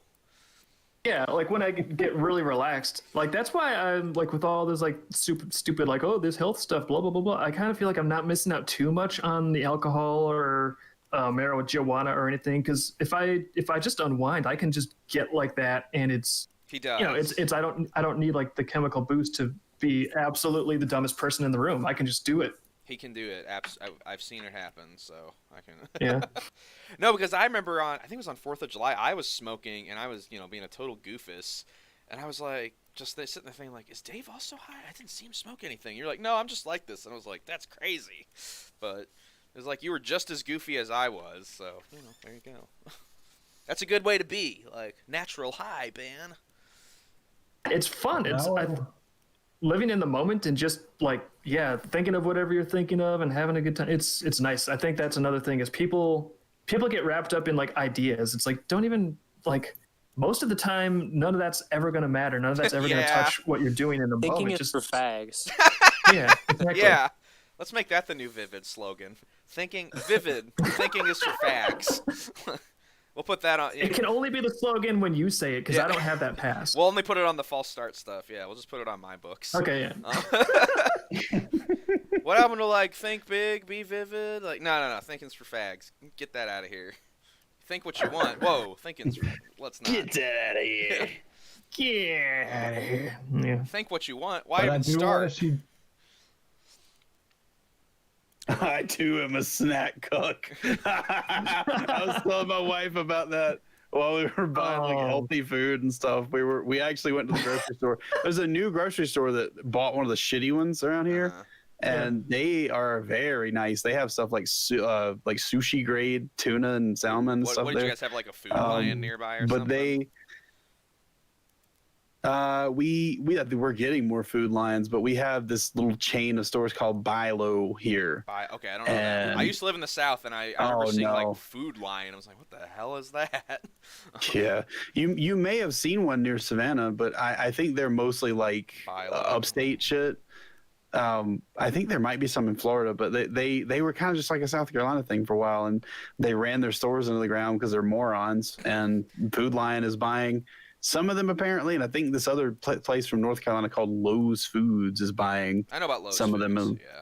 Lowe's Foods is actually pretty. It's a little pricey, but they have a lot of really good stuff there. The stuff from their like bakery and deli is really really good. But the whole time I was shopping for stuff in there, I kept like thinking about all the stuff Dave told me about like dairy and stuff like that, and I was just like, I don't know if I want to get like milk. I want maybe like almond milk or something. Like I figured out I wasn't thinking lactose about all this intolerant. shit. That was like all a big ruse, so that was fun. Yeah. But we ended up buying like a bunch of like bean sprouts and stuff and nuts and like other shit that I like Dave was telling me that he could eat, stuff that's like lower in sodium, lower in sugar. There's just just shit like that. There's so much of it in everything. Like it's just awful. Our taste buds are all fucked up because of it.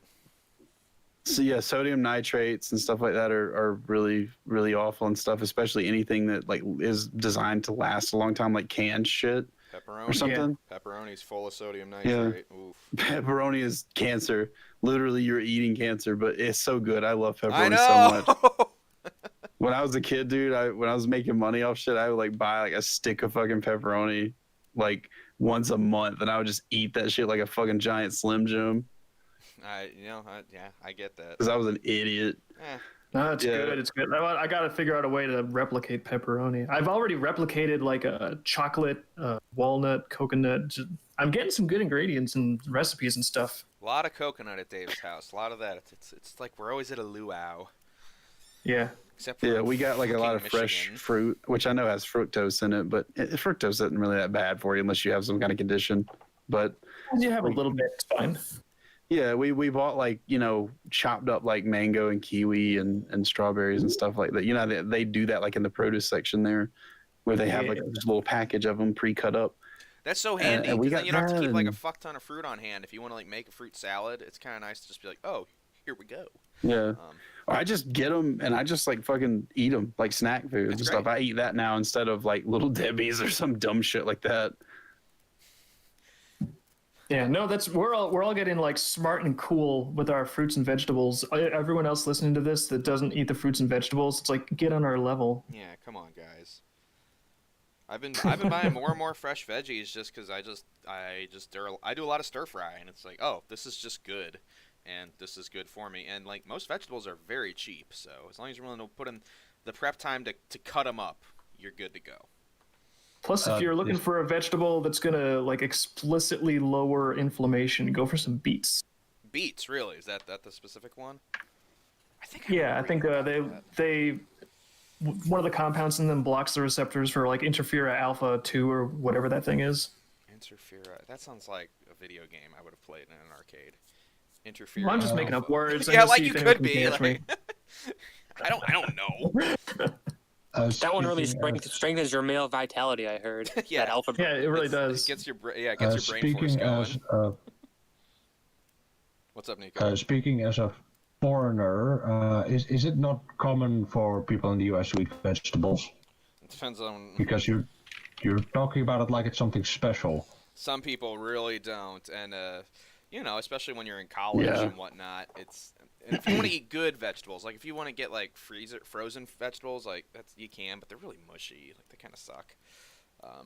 It's also just we've all been getting. Some of them, you can get frozen peas and stuff and they're Sure, fine. well, yeah. And some people like, Yeah. I've been teaching myself to cook more and more, and it's just adding more and more ingredients to what I can do.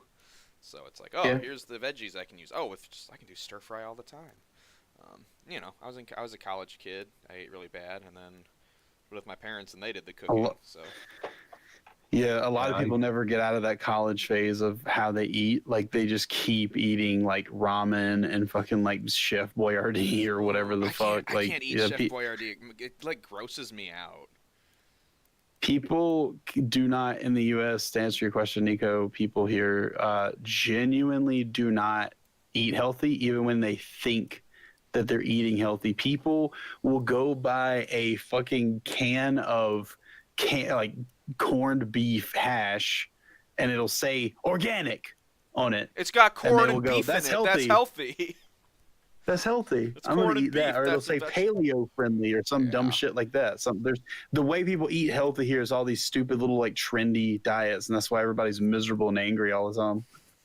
Actually, I was Yeah, gonna say, I think part of the people being so angry is like seriously just basic health stuff. If people would, because I'm noticing like the more I get like a healthy diet and exercise and all that stuff, I just feel good. I just feel really good all the time. And it's like, man, maybe if the people that are on Twitter all day would just take better care of themselves, they wouldn't be so fucking mad. Well, where people Yeah, fuck up is they try to jump straight into exercise. Like I weigh 400 pounds. My exercise is moving a mouse around when I play Call of Duty Warzone. So I'm gonna start riding a bike around my fucking block. I'm gonna start lifting weights because that's what Roosh V told me to fucking do or some stupid shit. That's what some guy on the internet who's a total Chad, he really is. He's always on the internet making videos by himself, but he's totally this really awesome guy. I want to be like that. I want to be like He that. says lift weights. Go to the gym. Do you even lift, bro? I do now. I'm gonna lift. And then they get wore out after about 3 seconds of that because their diet is shit and they have 800 pounds of fat on their body, and they're just like, I don't know. I guess I'll take a break today.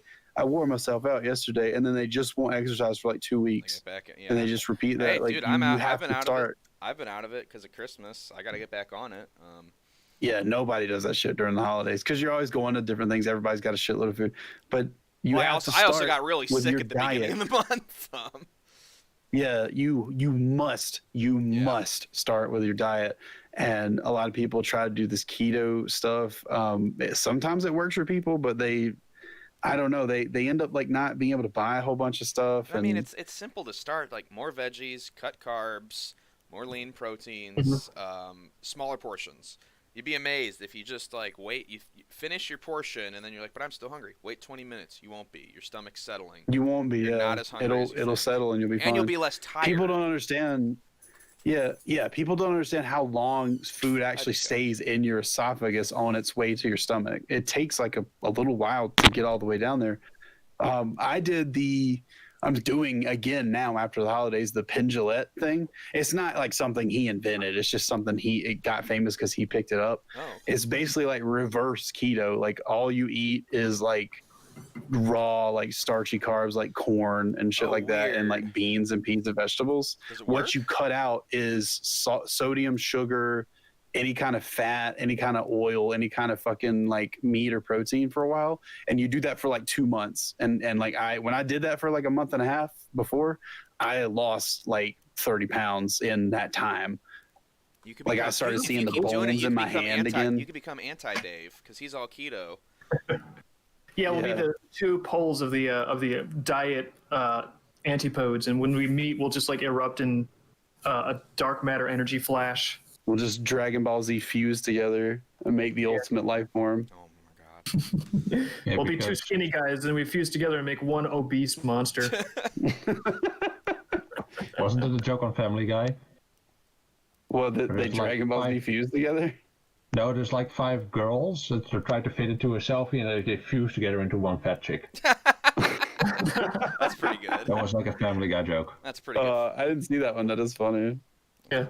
No, but I basically lived all my life with the Dutch working class diet, Oh. which is if the 4 or 5 days a week you have potatoes, vegetables, and a slice of meat, Yeah, that sounds and like. then and then 1 or 2 days you have breads or soups, and then on Sunday you eat fatty snack food. You eat whatever you want on Sunday. Okay. Nico, what do you do over in Deutschland?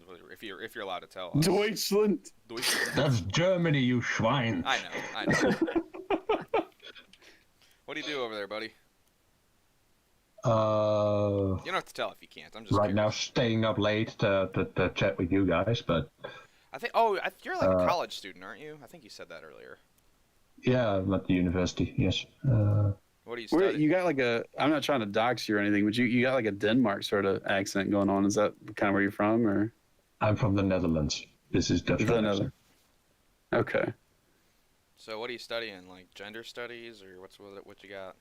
Translation. Oh, okay. That makes a lot of sense. Yeah, maybe that's why I'm the translator.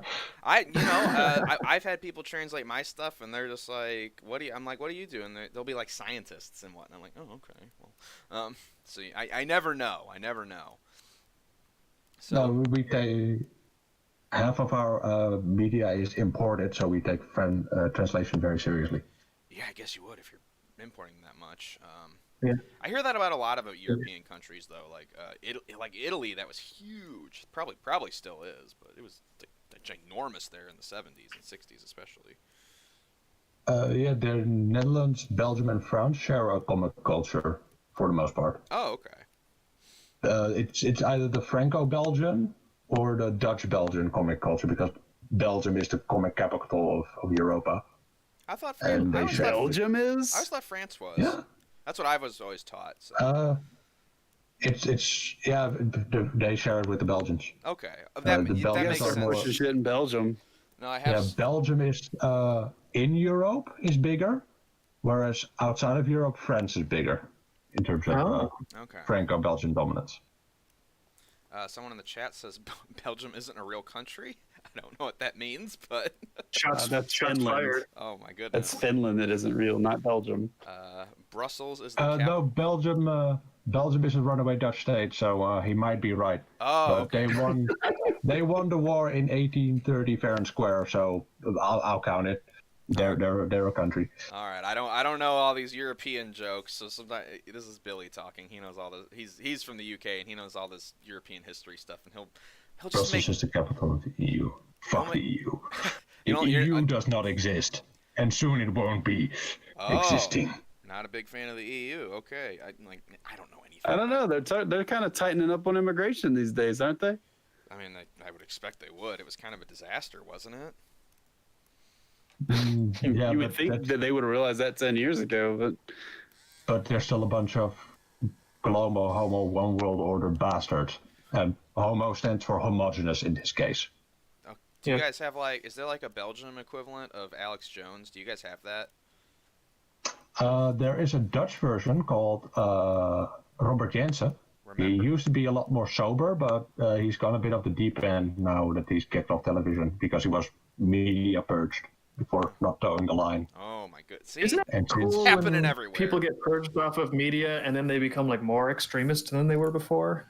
That seems like the pattern. He's now Dutch Alex Jones. Okay, there's Dutch Alex. So what do you guys think? So now that Trump is getting banned off of all media, what do you guys think he's gonna do?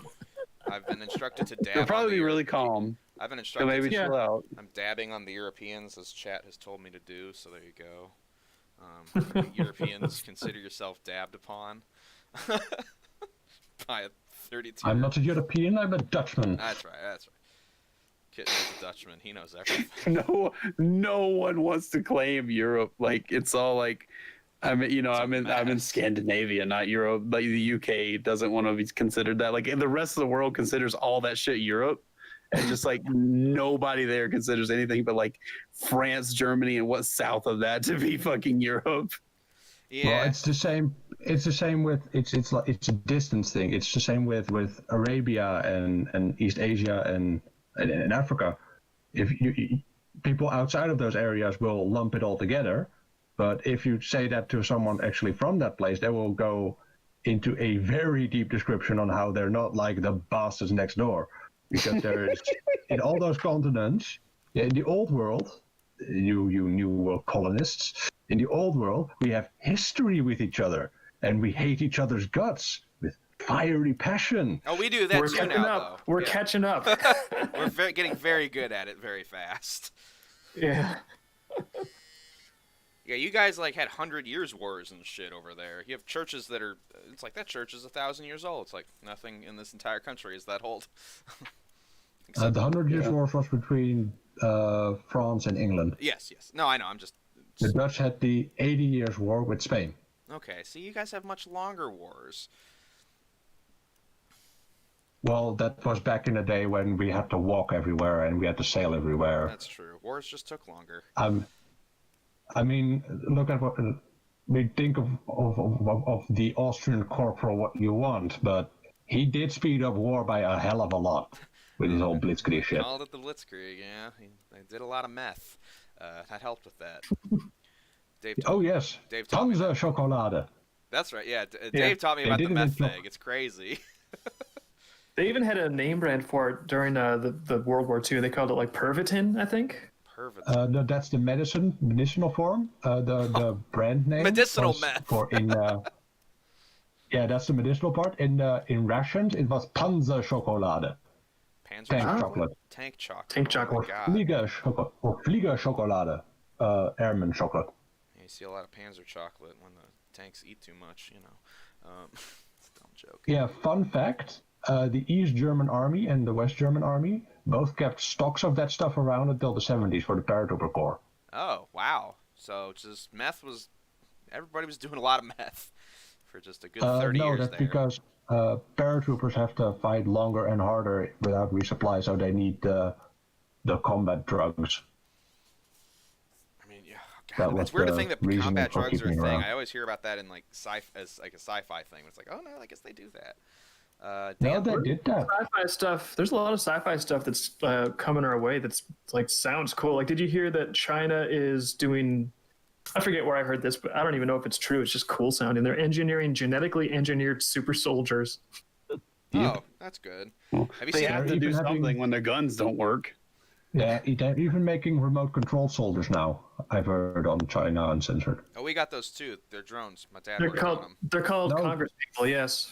No, literally, soldiers with like devices either around or in their neck. I forgot, but Like that Gerard and- Butler movie, Gamer, Then like Running Man. or that. That's a better reference than mine. It's a much better film. Like exploding neck collars is sort of like a sci-fi fantasy hallmark. It's a respectful nod to the genre, but to hear that China is actually implementing them, it's like, well played. I guess we have some sci-fi fans over in China.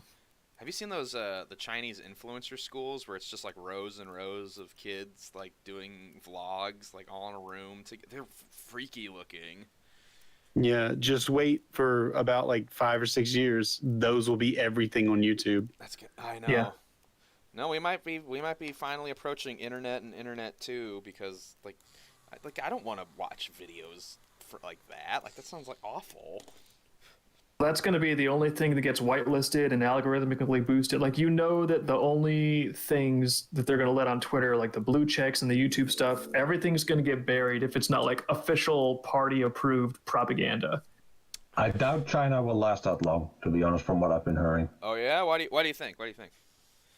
Their economy is at the point of collapse. Their army is both weak, poor children and disloyal. And They only have two aircraft carriers too. And Pathetic. the civilians are generally lazy and uninterested in ideology. So, All right. yeah, I don't think it's going to last any longer. That would be. Or it just means that they're in a good position for, like, what is it, like the World Financial Trade Committee or whatever The to World negotiate Economic them. Some- Forum. Oh, those guys are creepy. Yeah, the world. Yeah, just that maybe they'll be amenable to a negotiation with the World Economic Forum, and they can have some sort of glorious agreement to control shit together. no, I don't think so. China's way to control Freaky for that, and so it's a World Economic Forum. They don't share. Oh, Yeah. those They're guys. trying to subvert. They do work with each other because they want to subvert each other, but they want to like take over the other. But yeah, they're both power hungry and stuck in their ways. So That sounds like a great sitcom, though, doesn't it?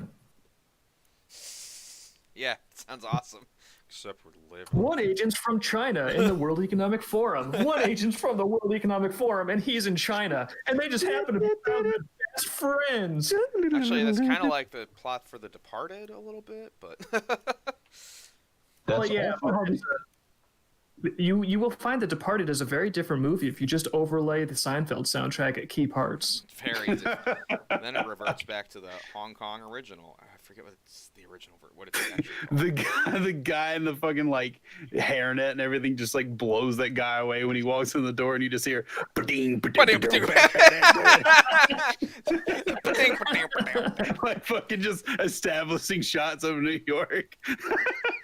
Like, no joke, if someone did put together a full cinematic length feature of The Departed with Seinfeld's soundtrack overlaid, I would watch the shit out of that. If we find I'm out surprised tomorrow, it hasn't already if we been find done. out tomorrow that Yeah. Martin Scorsese has abruptly died, we'll know why.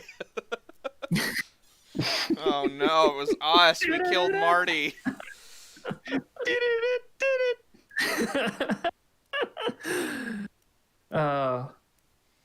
See, that's the sort of entertainment that we can have on Internet 2.0. If you try to put that shit on YouTube, you'll just get murdered. They'll send people to your house to shoot you in the head, and they'll like put a big banner across your door that says Susan ordered this, and then she'll get like a Nobel Peace Prize or some shit. behalf of We need a NBC, new we internet have where to you can actually kill make you. funny stuff like that and share it, and other people can watch it, because that was what made the internet Yeah, fantastic. like that was kind of what everything was just like weird, fucked up remixes of pop culture, and now you kind of can't do that because everybody seemed to forget what fair use was, or we just don't care Oh yeah, anymore. they didn't forget.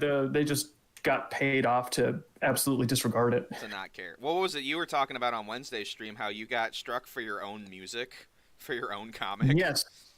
Yeah, I've been doing some streams. Yeah, My own It's an- soundtrack has been composed by our own awesome composer. For us, is yeah. the It's soundtrack. And that's what that is an automated thing though. Like It's still annoying. that's not like someone being vindictive. That the way these things happen is like almost CD Baby is like a company. A lot of these companies like CD Baby and Bandcamp and shit like that. YouTube will pull content IDs information from songs that are uploaded there automatically because they have an agreement with YouTube.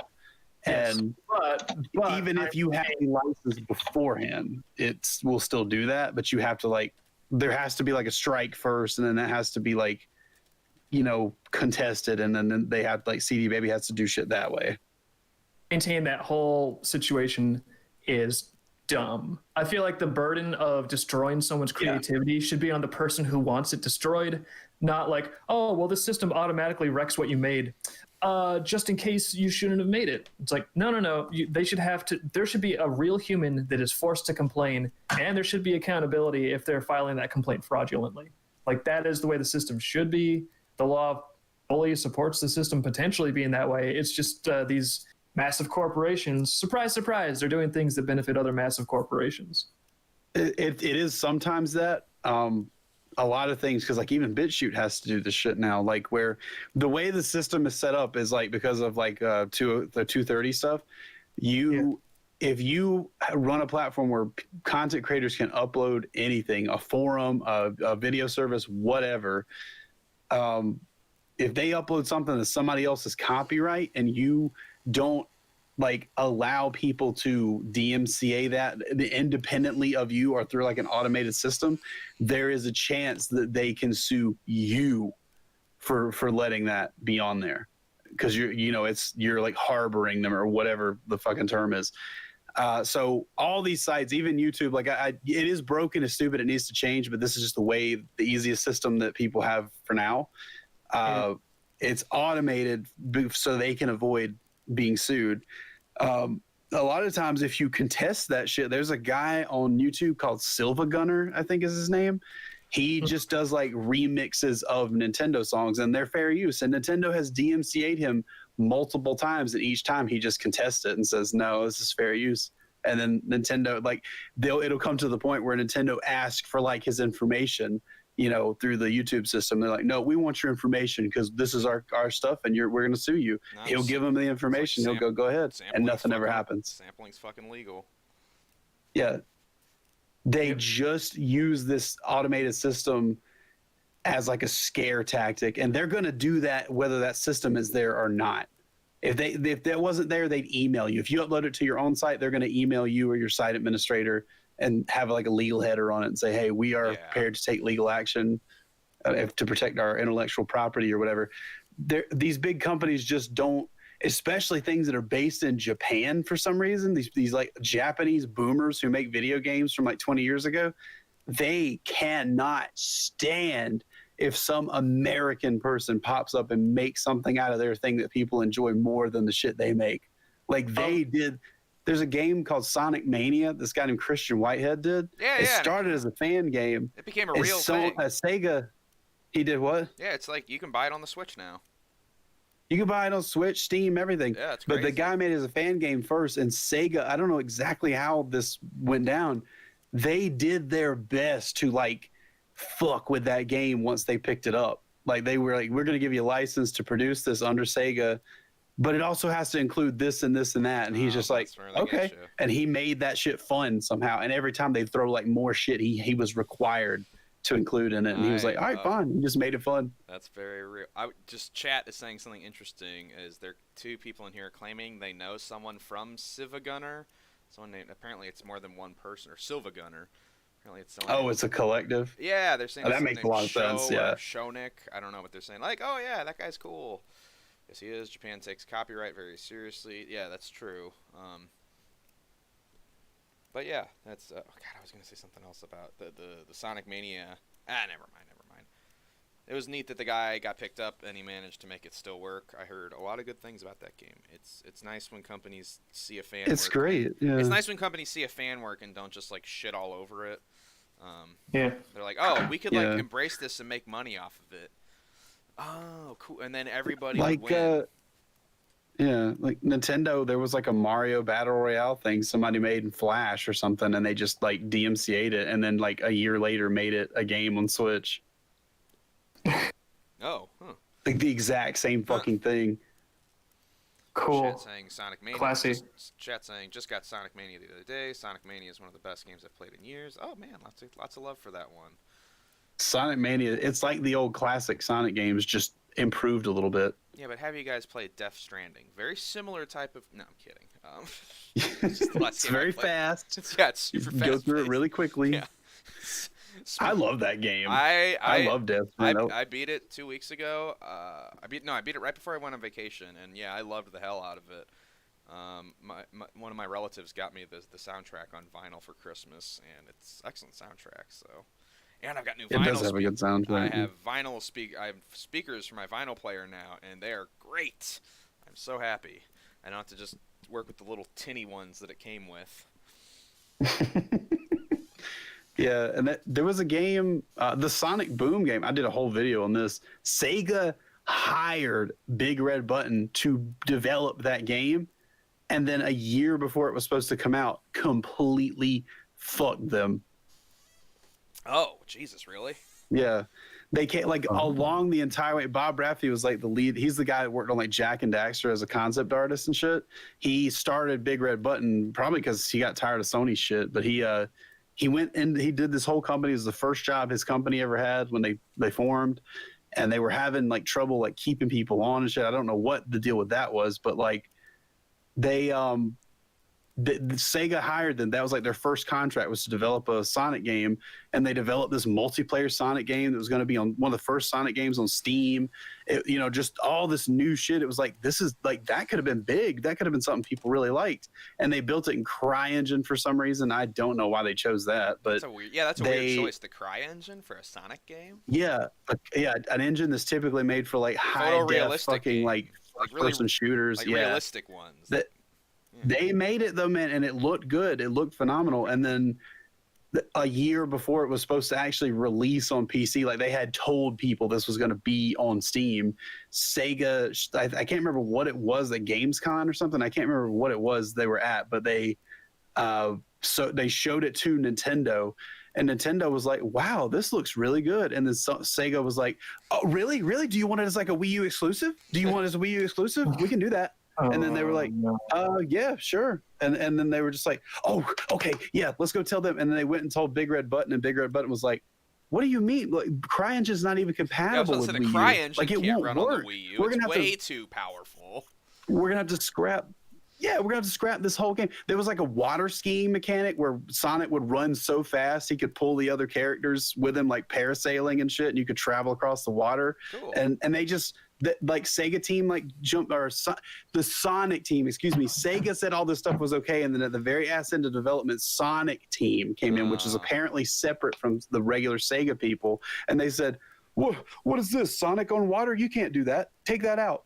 You're going to tell Sonic's origin story where him and Eggman used to be friends? No, we'll tell his story one day, not you. Cut that out of the game. Like, they basically just came in and said, this whole thing that you've been doing for like 3 years, erase all that shit, dude. This just needs to be stupid. Erase all that. And it also needs to be on Wii U. Don't worry about it. All this stuff, just start over. Man. Erase it. Yeah. I know that we don't have like massive amounts of resources right now, but in some ways it's kind of nice to be starting small with total control over everything we do. There's certain advantages you get with that. Absolutely. Yeah, but there was also a guy called the guy who made Albedo. Oh, Steve Galacci. Yeah, he's basically kicking himself in the head that he was always so tight-fisted with the copyright because he never got a breakthrough because of it. Oh, really? I didn't know that about him. Yeah, well, he had of course other things to worry about with his personal life and stuff, but. One of the things that he didn't break through is because he was really tight-fisted with the copyright and he just wouldn't let go. I mean, you don't want to give it to the wrong person, but yeah, no, sometimes you got to be, as long as you're still allowed to keep the core of it. Like, I can still, like, if it's your comic, as long as it's like, well, if you want to make a game, sure, just I'm gonna the comic will be the comic. You kind of have to be okay with that if you want to make some real money. That's because Nintendo sucks at marketing. Oh, Hazen, they didn't let you sell the Wii U? Those idiots. I could have sold the Wii U, man.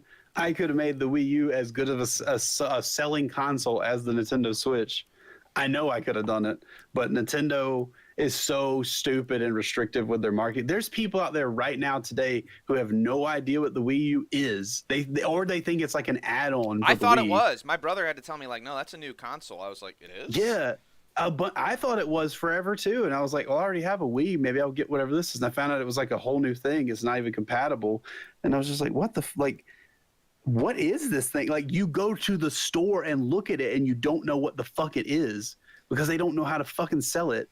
It wasn't even. It was actually a pretty good idea too, and they kind of streamlined it into the Switch, but it was confusing. It was marketed poorly, yes. And the fact that my brother had to tell me what the fuck it was, as opposed to, the product itself, they're usually fairly self-explanatory. Like, you can look at the Switch and you're like, oh, I know what that is. I know what that's all about. It was marketed poorly, and because it was marketed poorly, it sold terrible. And because it sold terrible, they just gave up on it like halfway through its lifetime. Yeah, they were because just one had them. Fuck it, we'll just make everything for 3DS. Yeah, people had 3DSs. I had a 3DS, so. Yeah. They did a great job marketing the fucking 3DS. Yeah, and cool. They actually made games for it. Of course, everybody had that. The only thing I didn't like was when they did the new 3DS, and it was just like, oh, it's like the same thing, but a little more powerful. That's one of the reasons I'll probably never buy another Nintendo console, because they do that shit. I keep waiting. They're like good deals now on Nintendo Switches, but which, by the way, I'm just saying thank you, Thomas Lee Hayes, for the new like. Oh yeah, thanks, buddy. Sorry. Here's a fun game you can play. Go on something like Craigslist or OfferUp and find someone who still thinks they're gonna ever sell a Nintendo Switch for like $500, and message them. Oh and yeah, say, I've seen you doing that. Yeah, message them and say, would you take $200 for it? And just watch them lose their fucking minds.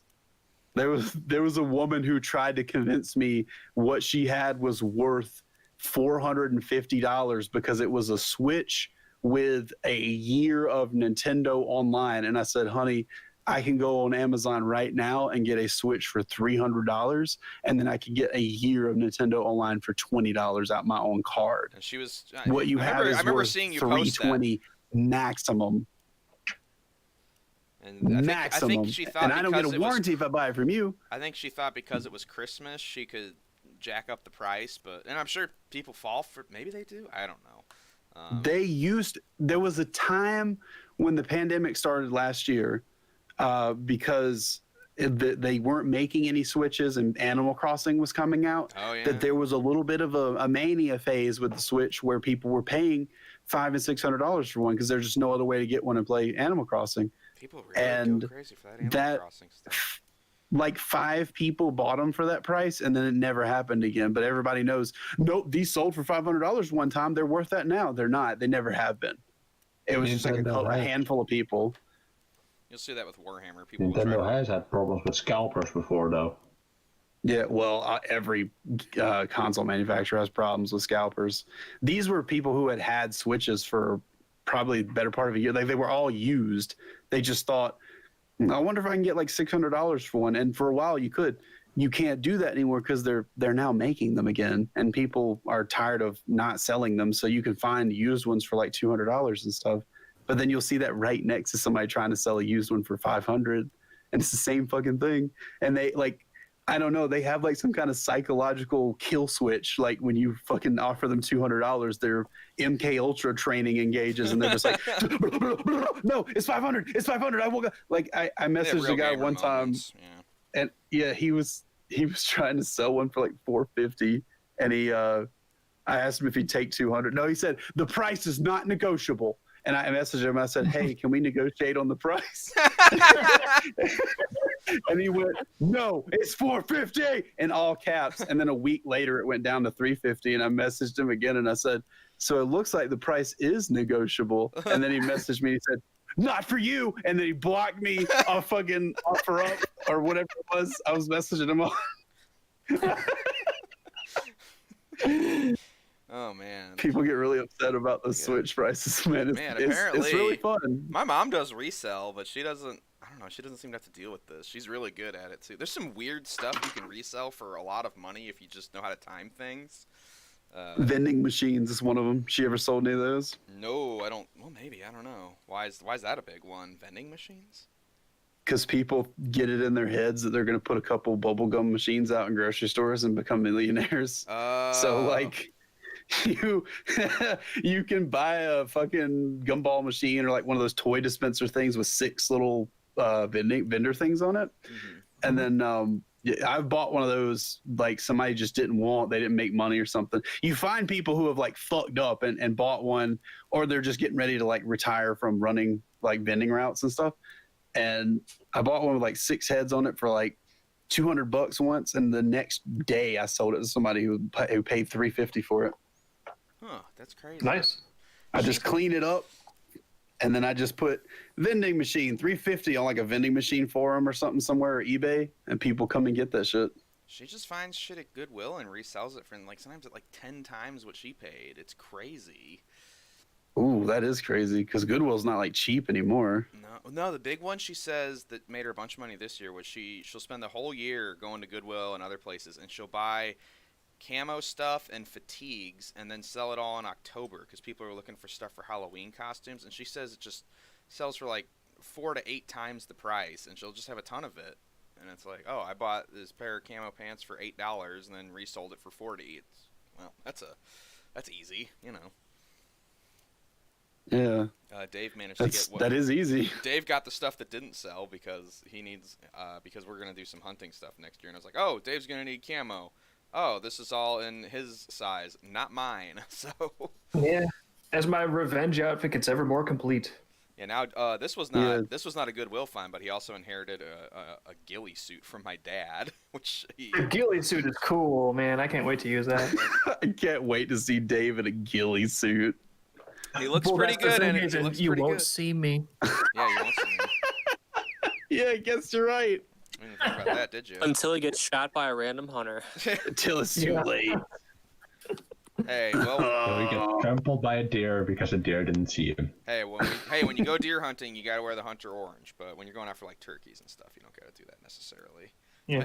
But So, like, I'm assuming deer just really don't care about the color orange because it's not a natural predator. They they see don't like really- flaming neon orange. They're like, yeah, whatever. the big thing with deer is it's the smell. That's what triggers them. So like the orange isn't really a big, like you still want to wear camo around it, but you'll just be sitting there on the ground and they'll walk right up to you. If you're still enough and they don't smell you. What sees you is turkeys. So that but they can't smell for shit. So A wild turkey. Nice. That sounds good. they're very. I've seen hunters march past my house a few times. Oh yeah, you do any hunting, Nico? Not me personally. I don't have a gun license because the gun laws around here are fucking draconic. But Oh right, Europe. It's tricky. yeah, but I might try for one though, but a gun license. But anyway, I've seen hunters march past my house a few times a few years ago. They don't come here anymore. I guess the foxes ran out or something. Oh, they were fox hunters. Wow. Yeah, not the English fox hunters. They were just because English fox hunting is mounted on I was horseback. about to say that's all with done on dogs. horseback with dogs. It's not really hunting exactly. It's kind of weird. I don't really like Yeah, it, but you know, whatever. This was just the classic hunters, just guys with shotguns Okay. going into the woods.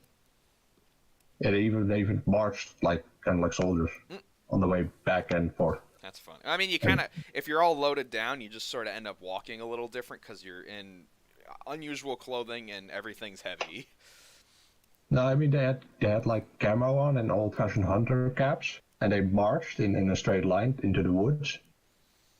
Like 10 of them or something, rifle with shotguns and rifle shoulders. And they might have been trying to flush game out if they were forming like a line. No. It was they were marching into the forest to just go there, and then they just spread out. Huh. And you can tell whether they're going or leaving by the fact of whether they got game over their shoulders. Yeah, you'll see. if Hey, that means they did if good. they've yeah if they've like a belt full of shells and they have nothing, then they're going to hunt. And if they have a few shells and bullets missing, and a Coming few back. rabbits or a fox over their shoulder, then they've been hunting. Billy's saying fox Can hunting is you illegal in eat the UK. fox? Is it good? Probably not. Most predators aren't. It's pest control mainly. Yeah, but That's why Billy, it's so rare. well, Billy's saying fox hunting is illegal in the UK now, but people do it anyway. I didn't know about that. Yeah, the classic fox hunting, the British fox hunting is illegal because it's fucking sadistic. It's yeah, and, like that's why I've never liked it. It didn't really seem like hunting exactly. It was like, oh, dogs just run stuff down and tear it apart. Like, No, okay. we shoot our foxes in this country, thank you very much. Yeah, I mean, it kills them a lot faster. You know, you just see it, you shoot it, it's dead. You know, unless you Yeah. shoot it bad and blow its leg off. And you're like, oh no.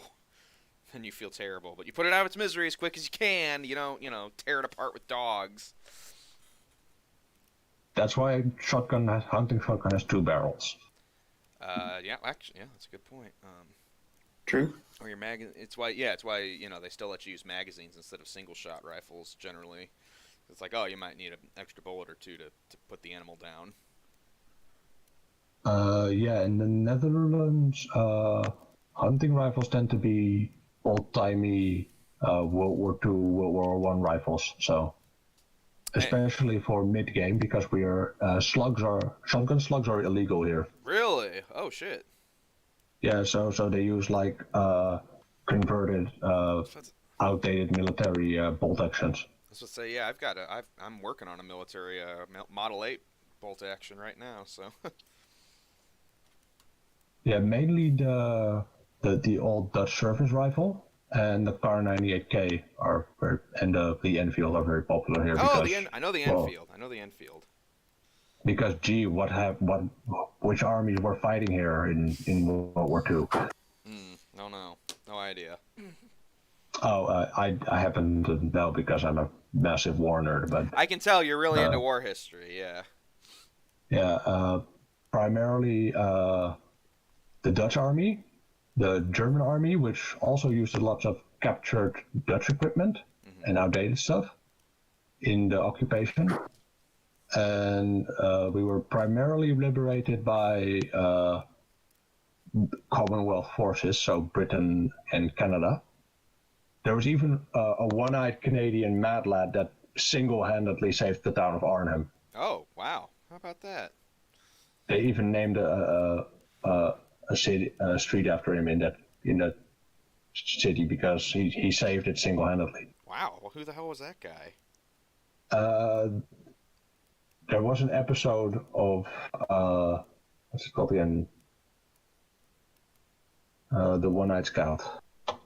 What? Yeah, that's his nickname, the One-Eyed Scout. One-eyed scout, huh?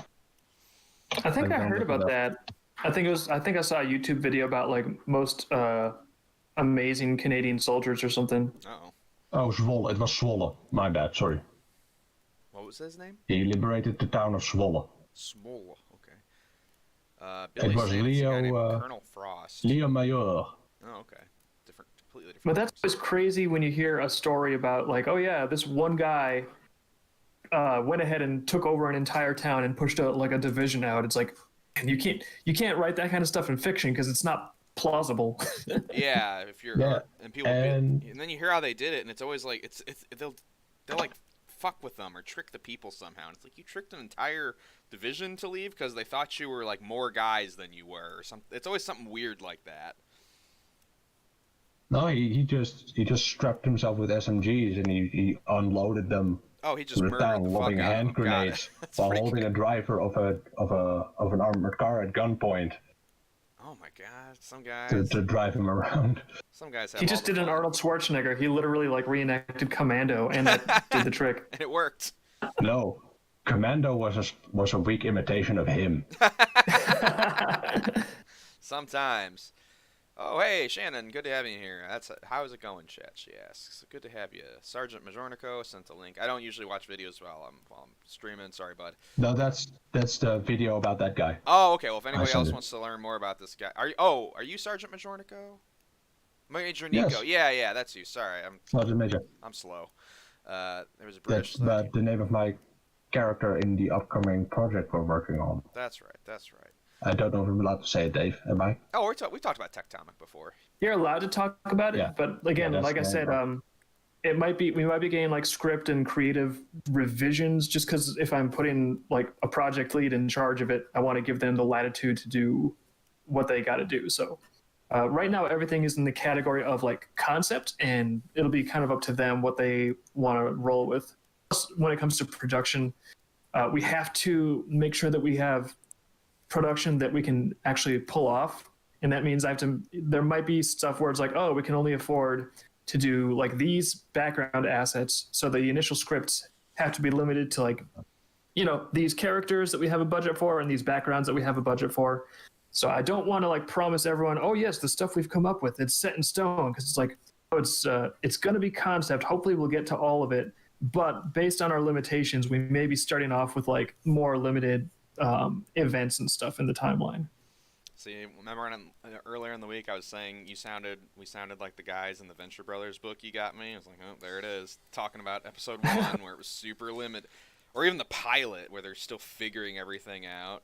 It was really interesting to read and just compare experiences. So are they doing the same thing, like basically triage, and it's like, oh, we're going to have to start off a little more feasible, and then we'll expand as we go forward and all that That's stuff? That's exactly what they did. Doc Hammer, who's like, half the team, he'd never even written a script before. He didn't know how to type on a keyboard. Like, well, we're already ahead. Yeah. So he was a painter though, so he knew how to paint. He was a musician. That was kind of his thing. I would have loved to see him try to use a keyboard for the first time as he stabs at it with a brush. He said he was like one of those guys who typed with one finger on each hand, like. Tick, tick, tick, tick, tick. That's how they said he typed the very first script he did. The seek and peck method. Yep, hunt and peck. Yeah. And he wrote. It was one of the earlier episodes. It was the one where they go to Gargantua 1, and it's where they go to space, and there's the ugly lady that Brock has sex with. And the weird sexual Oh yeah, that was all written by that guy on a keyboard with his 2 fingers, like, and he'd never written really like anything other than homework before. Yeah, that's I like that. I didn't realize he came from such modest backgrounds either. Just because usually you see a bunch of people, especially on Cartoon Network, the people that get their stuff greenlit. It's like, okay, I know how you got your show. He was just kind of like a guy that Jackson Public was, like they were sharing a studio and they got on so well. He was like, hey, you want to help me with my show? 18 years later, they still were doing it. It's crazy. Yeah, it's a cool show. They had a great vision for it, and I think that just goes to show what like a unique vision can do if you get some guys that stick to it. Still, vehicle designs for Tectonic. Oh, you're fine. There's no more seizing a dome space building episode. That sounds like a Venture Brothers script. I don't know how to type. Rusty. Yeah, that sounds like something he did. I hate Phantom Spaceman. Yeah, that's that episode. Oh, I hate Phantom Spaceman. Yeah, my favorite thing they always did was the Impossibles, like the Fantastic Four ripoff thing. But they're all fucked up. Like when he sends like Dr. Venture out and his suit freezes off and a bear's about to kill him, Brock saves his life and he's like, what the hell are you doing here? Did you miss me? They sadly never broadcasted that in the Netherlands, so they also don't sell DVDs of Venture Brothers here. Well, if you ever visit, you can watch it with me, buddy. Don't you worry. I got a little place you can watch in the Netherlands. Yeah. Don't worry. Let's get the DVD on Amazon, right? The free internet store. I don't know. The DVDs would be it's called region locked. NordVPN. DVDs would be region locked. God, region locking was so gay. I can't believe they kept that up for Blu-rays as well. Yeah. It's so like I never understood what they thought the effect of that was going to be, because like there was a PSP, a gaming store in the UK that sold PSPs that were from Japan with like Japanese games so that people could play them, and Sony like sued them into fucking oblivion. Why? Like they sued them so bad that they just lost their business forever. Wow, because cool. because they were selling Japanese PSP, they were importing Japanese PSPs and selling them there. That's And cool. and Sony's case was that they were ruining market anticipation. But there wasn't. They weren't gonna ever do that. Like, They're buying the fucking games. yeah, right. Like, oh yeah, but now people can't. It doesn't. It means if we ever want to market this, which they never did. Like, they were never like, oh, we're gonna finally. You don't need to. Yeah, Like the people who are going to buy English translations of those games aren't going to go to that fucking store, dumbass. well, yeah, like the video game import guys, like they're pretty. That's a pretty intense hobby to do. Yeah. It's not gonna be like That's not like a casual thing to pick up over the weekend. What to play? Watchmoviesfree.tk for best movies free. Yeah, you go to internetstore.free for all free things. My brother It's made a that. virus site, I take it. No, it was a joke my brother made, and my mom thought it was a real place because she was wondering where my brother was getting. Because my brother got really into downloading music. We both did, and my mom was like, "Where are you getting all this music?" And he told her literally the free internet store, and she thought that was real. Boomers, man. Oh, the shit they believe. Yeah, but then she started to like it because if she wanted an album, like we could get it for her. So you know. And then my uncle started being like, "Hey, can you get me the entire Rolling Stones discography?" And I was like, "Okay, I'll do this, but you guys got to learn to do this shit yourself." Because it turns out the Rolling Stones had a lot of albums. That took forever to burn for Matt. No, I did Rolling Stones and I did Led Zeppelin. Back when you had to burn them all to CDs. Yep. But they were like, "I can't figure out how to do this. This is too crazy." That's basically my entire family for other generations, except for Stefan, who was the tech guy. Don't ever fuck up and tell your family you know how to do anything with computers or cell phones. It used to be that every year when I'd visit for my dad, like always has issues because he's always trying to hook up new speakers to his television, just constantly trying to get a speaker system he likes. And it would just be every year I'd visit for the holidays, and he would have me take this giant wooden stand. It's not even the stand. It's just like this box that's full of like modems and routers and DVD players, and I'd have to move it and like crawl in behind the TV because he's like, "Well, I'm old and you can do this better." I'm like, "Dad, I'm taller than you. Like, this is a huge pain in the ass for me." I have to crawl back there and fuck around with his TV and set up everything for him. And it was just every year I did this. Would install everything. You gotta start doing the routine where it's like, this doesn't work. I'm not sure. There's something missing here. He's like, really? What's missing? It's like, I don't know. Usually this works a lot better if I have like a 20 that I just rub the cord with. Yeah. And don't give it back. Yeah, no. My parents fucking have a lot of money and they're that- ridiculously stingy with it. It drives me up the wall. That's why you gotta start charging them for your services. Be like, oh yeah, you're old. Well, I'm young and poor, so let's work something out, Gramps. Dude, I'll try that. That's Gen X for you. Dude, no, I'll try to pull that. My dad will always be like, "We paid for all your college and whatnot." I'm like, "Dad, come on, you have literally 1,000 times more money than I do." I did the math. Like, you have that much. It's crazy. You have 1,000 as long as you have walkaway power, you can negotiate. If you're okay, then have fun crawling behind the TV. Yeah, and also the price just went up $30 because you made me slightly annoyed. So Armenian negotiation tactics. I need to learn. Yeah, that then shit. just don't do it. Just when he's like, "Oh, come on," just be like, "No, I told you the price. If you're ready to talk seriously, you hit me with an offer. Until then, get on your hands and knees, bitch." With your best shot. Yeah, I had a grandma, dude, that fucking I fucked up when I was working for like a cell phone company, and she was like, I was like, "Yeah, I know how to do all this stuff with smartphones and stuff now." I didn't know. This was back before that was like a normal thing, and every fucking holiday. Can you look at my phone? There's something wrong with my phone. My phone has something on it. It's slow. Can you look at my phone? And it's always like, well, you have like 11 weather apps installed. So do you need 11 weather apps? Like just this shit, every fucking thing. And it would always be so fucked up. It would take like 2 hours to fix whatever the fuck was wrong with it. So one time she asked to do that and I was just like, no. and she was just like she had, like I had just like thrown a pie in her face like a fucking cartoon. She was just astounded that I would say no, and I was like, I'm not doing this. I do this at work all day. I'm not doing this on the holiday. Go call somebody and figure it out your fucking self. Or you know what? Better yet, just don't buy any more smartphones because you don't know how to use them. You can't do it.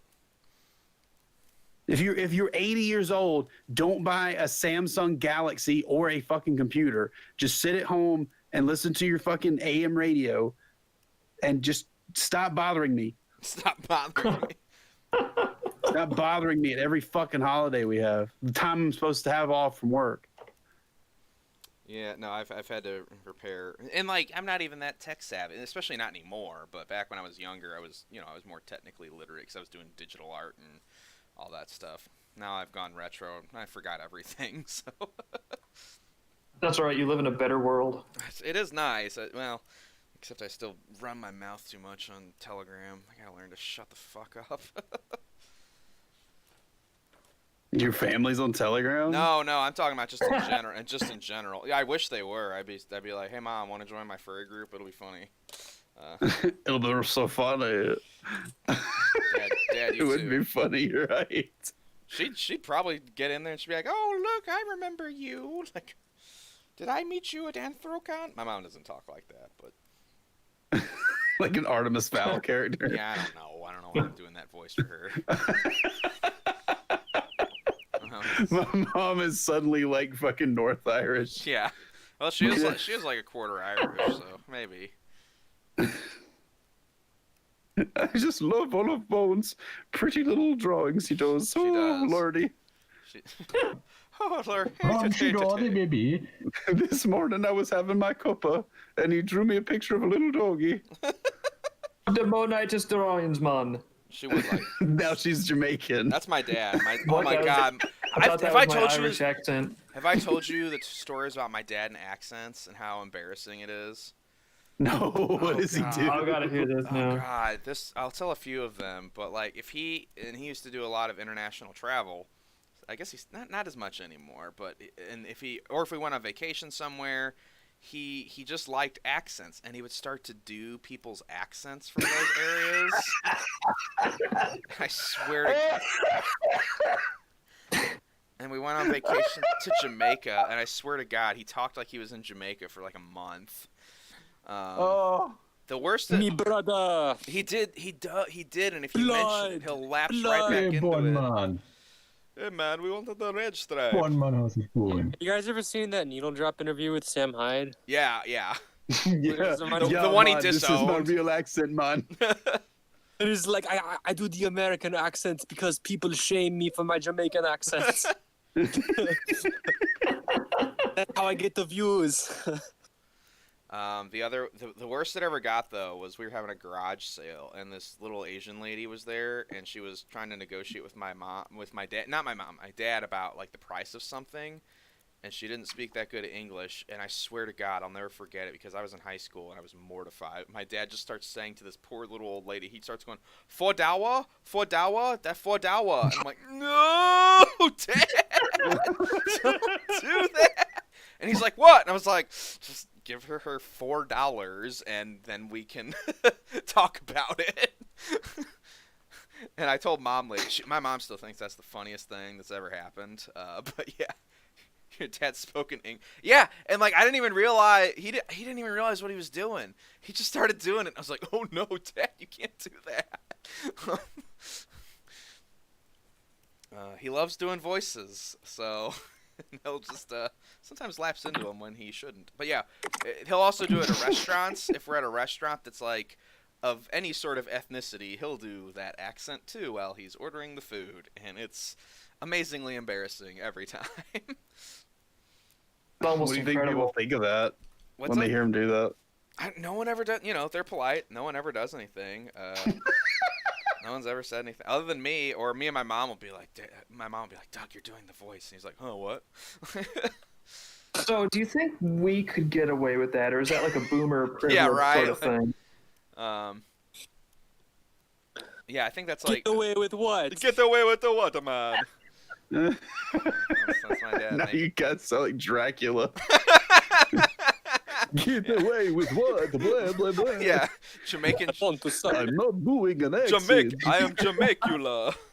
Jamaicula. There we go. Jamaica. Oh, Jamaica, you look crazy. Jamaica, you crazy. It's just a weird Oh, accent. Jamaica, you're dead. Mix of Transylvanian and Jamaican. I'm gonna die. Someone has Oh god, now I want to see Jamaica in something. Yeah, That's has anybody great. ever drawn Jamaica? Like, anybody ever drawn that? Dude, that could be like a porno. Like a black version of Dracula is Jamaica. I can't breathe. Sounds like a Billy and Mandy character. Jamaica. It sounds like no, he'd be a Venture Brothers character because it's always like dumb mashups. Yeah. He's like, Yeah. That'd be yeah. that'd be the king of the Blackulas because that's what the Jefferson Twilight hunts is the Blackulas. He'd hunt. You're right. I bet Jamaica is probably the vampire that made him. Yeah. I'm crying. Or the vampire that had sex with his mother. I forget exactly how you get the half vampires in that. Coyote sounds like he's gonna try and draw Jamaica. So, can we put him? We'll try and put him in the. Wait. Fall starts in Hawaii. That's like an island. I'll put him in the background of a panel. Stop saying Jamaica. I almost spit all over my drawing. You have to draw him in the background of a Dreamkeeper's panel too. You'd be like, yeah, man, that's him. That has to be our strange, sad crossover character, Jamaica. What the fuck? Not only do I have vampire magic, I also have the Rasta magic, man. Oh my god. No, smoke this joint. Yeah. This Jamaica's sounds fucking like cool. somebody's stupid ass Shadowrun character they made. Dude, I might make that in a campaign at some point. We're playing. His Oh my name's god. Jamaica. Wait, we're playing Curse of He's got a Strahd. voodoo. We're playing Curse of Strahd, which is like Curse a of vampire. Strahd. Yeah, it takes place in Ravenloft. Yeah. It's like a Bloodborne vampire campaign. No, type I thing. know. Yeah, I know what Curse of Strahd is. We tried to play that once with this retard that was at like a fucking like our friends that we played D&D with drug us like to a town 45 minutes away to spend all day Saturday to play with this guy. And he was like he's such a cool game master. They told us he was such a cool game master.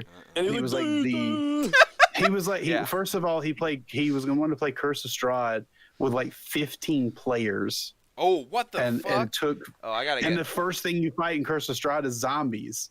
So like we spent literally the entire day trying to wade through this horde of fucking zombies and nothing happened. And I was just like, this sucks, dude. Well, Curse of Strahd's a long campaign. Like it's big. Yeah. It's A level. role-playing. It's level 1 or 3 to 10, depending on And how of course- you start. It sounded like you started. Of course, everybody brought their fucking girlfriends too. None of them knew how to fucking play 5e. So like it's constant just education. Like, oh no, you can't roll there. You gotta roll these two things. Oh man. Pen and paper RPG club I'm in had open nights when we could go out, and once they had like 40 people show up to play Savage Worlds. Wowie. Yeah, he managed to take like 30 of them, and 10 other people we were settled with a secondary DM. I was one of those 10 people, and we had a much better night. Thank you. 30-person. That sounds like you'd never get to do anything. You'd just be waiting endlessly, and then it'd be your turn. You'd be like asleep. You'd be like, oh, wait, what? Yeah.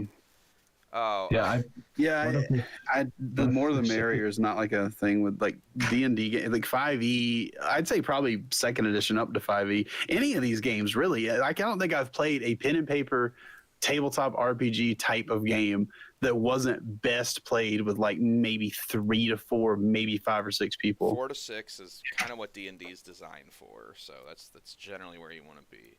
Oh yeah, Coyote. It's also like a size of crowd that you can feasibly schedule stuff with, because anything more than like 4 to 6 people, and it's like, oh, are you free? No, you're not free. You got this, and it's you can't even schedule the hangout reliably. Yeah, and that's kind of what fell apart with our little IRL group we played D&D with. Is just the guy who it was another couple that we played with and like a couple of their friends, and the guy who was the dude in the couple, he fucking kept like he would just be talking about D&D at work, and then some random normie would be like, "What is this y'all talking about?" "Oh, this D&D. Do you want to come play? You can come play with us." They always, Normie person who's never played D&D, and then like they would just show up at my fucking house. "Who the fuck is this?" "This is somebody I met at work." Like, do they know how to play D&D? Do they know what campaign we're on, what we're doing? No. So we're gonna have to start over and spend a whole night teaching them how to play D&D. Yeah, that's great. cool, right? That for the third week in a row. Yeah. Thanks. I was that new guy once.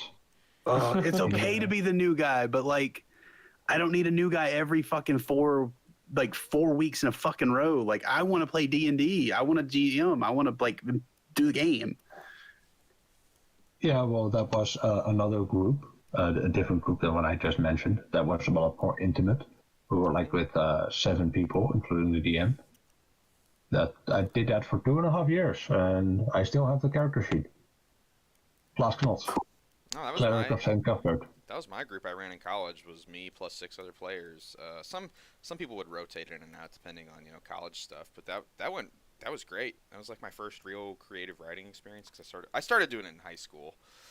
I remember like a tiny amount of D&D in college, and the funniest thing was there's this guy in our group that took himself really seriously, and he wanted his character to be like like a Piccolo style badass. And the first time he did anything, it was trying to scale a wall, and all he did was throw the grappling hook in the air, so it hit him in the face and injured himself. Yeah, never like get hung up about having your character be cool because there's just too many chances for failure to happen in D&D. Like, you just have to be ready to be like, this is gonna be goofy. Like, goofy shit's gonna happen. Yeah, my character was meant to be a support character, so kind of a background character.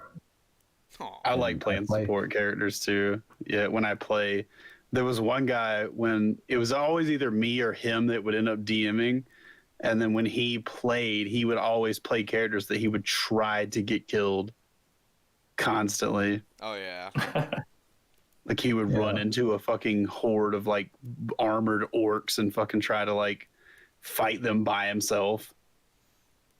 I mean, like, you can have that. It's just sometimes you get people who like their characters can make it so that other people can't enjoy the game. You know what I'm talking about? Where it's like, hey, if you do this, like, we're gonna die, or we can't advance, or like it fucks up the whole story, or it's gonna take forever and it's gonna be all the you show.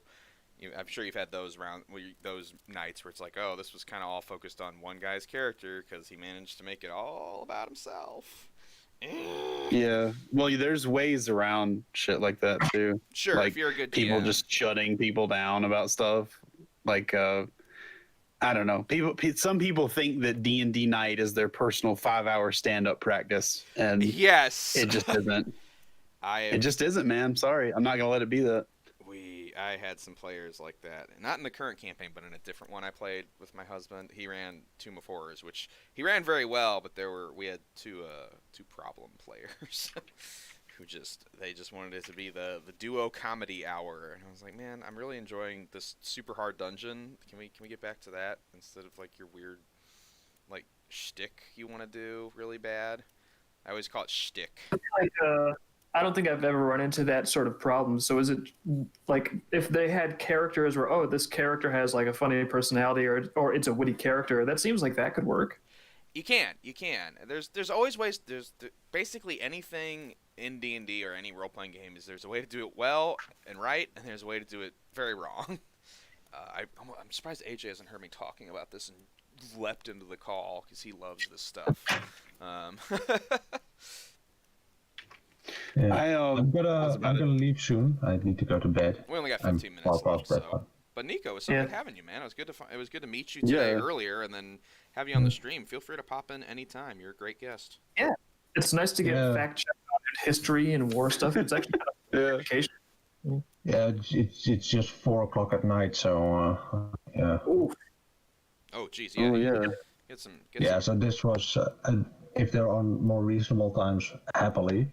But this was a one-time thing if it's going to be this hour. So yeah, we kind of always do it at this time. So if you're ever up, you're always free to join us. But usually this is our time. So shall I tell some stories about my D&D character? Yeah, sure. Anytime. Yeah. Well, so it was in 3.5e because 3.5e Master Race. Hey, oh, you're a 3.5 guy. That was my favorite. Well, it's the only D&D I ever played. Then I Okay. decided that D&D system wasn't really for me. I'm always more like the D100 system or Oh. Warhammer roleplay. Oh, like Dark Heresy and stuff. Yeah, Yeah, I Dark have all the Heresy's great. books. Oh wow, those are out of print too. Yeah, I have them from downloaded them from a site, Hey man, it's the free internet store. I get it. yeah, the free internet store. But anyway, yeah, I played him kind of like when it was my turn to roleplay. I played him like a cross between Judge Dredd, Constable Odo, and Gordon Ramsay. That sounds like a good character. That sounds like Yeah. you were enjoying yourself. Yeah, it was like a 50-year-old guy who was like a cleric of St. Cuthbert, so like the police church. And I always put a really big emphasis on the police part, so I was always acting like a cop whenever someone did something illegal. So you were playing up the Inquisitor angle. That's always fun. Most people do like the goody two shoes paladin. You don't get enough Inquisitors. No, it wasn't Inquisitor, it was Beat Cop. It Oh, was beat like cop. Constable. Oh, okay. Yeah, like I said, Constable Odo I don't know from Constable Deep Odo. Space Nine. From what? Oh, it was René Abadoin's character from Deep Space Nine. Oh, okay. Like this. Oh, the Right. changeling guy. Yeah, the guy who looks like Donald Trump's son. Yeah, the embodiment of lawful neutral. Because St. Cuthbert was lawful neutral in 3.5. So,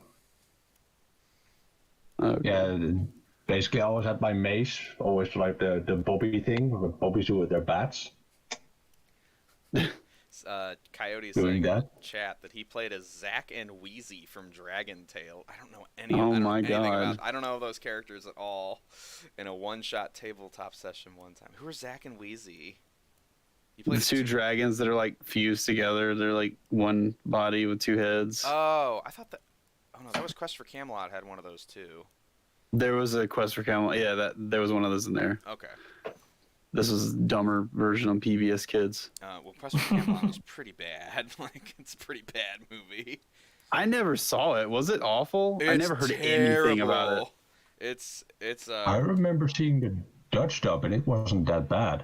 But that might just be the Dutch dub improving things. there's a lot of Could be. I could do a walkthrough because we like studied it in our script writing classes just to find, cause it was our teacher's like lesson plan was she's like, all right, this movie has like the weirdest, most fucked up script and production ever, and we're just gonna walk through why.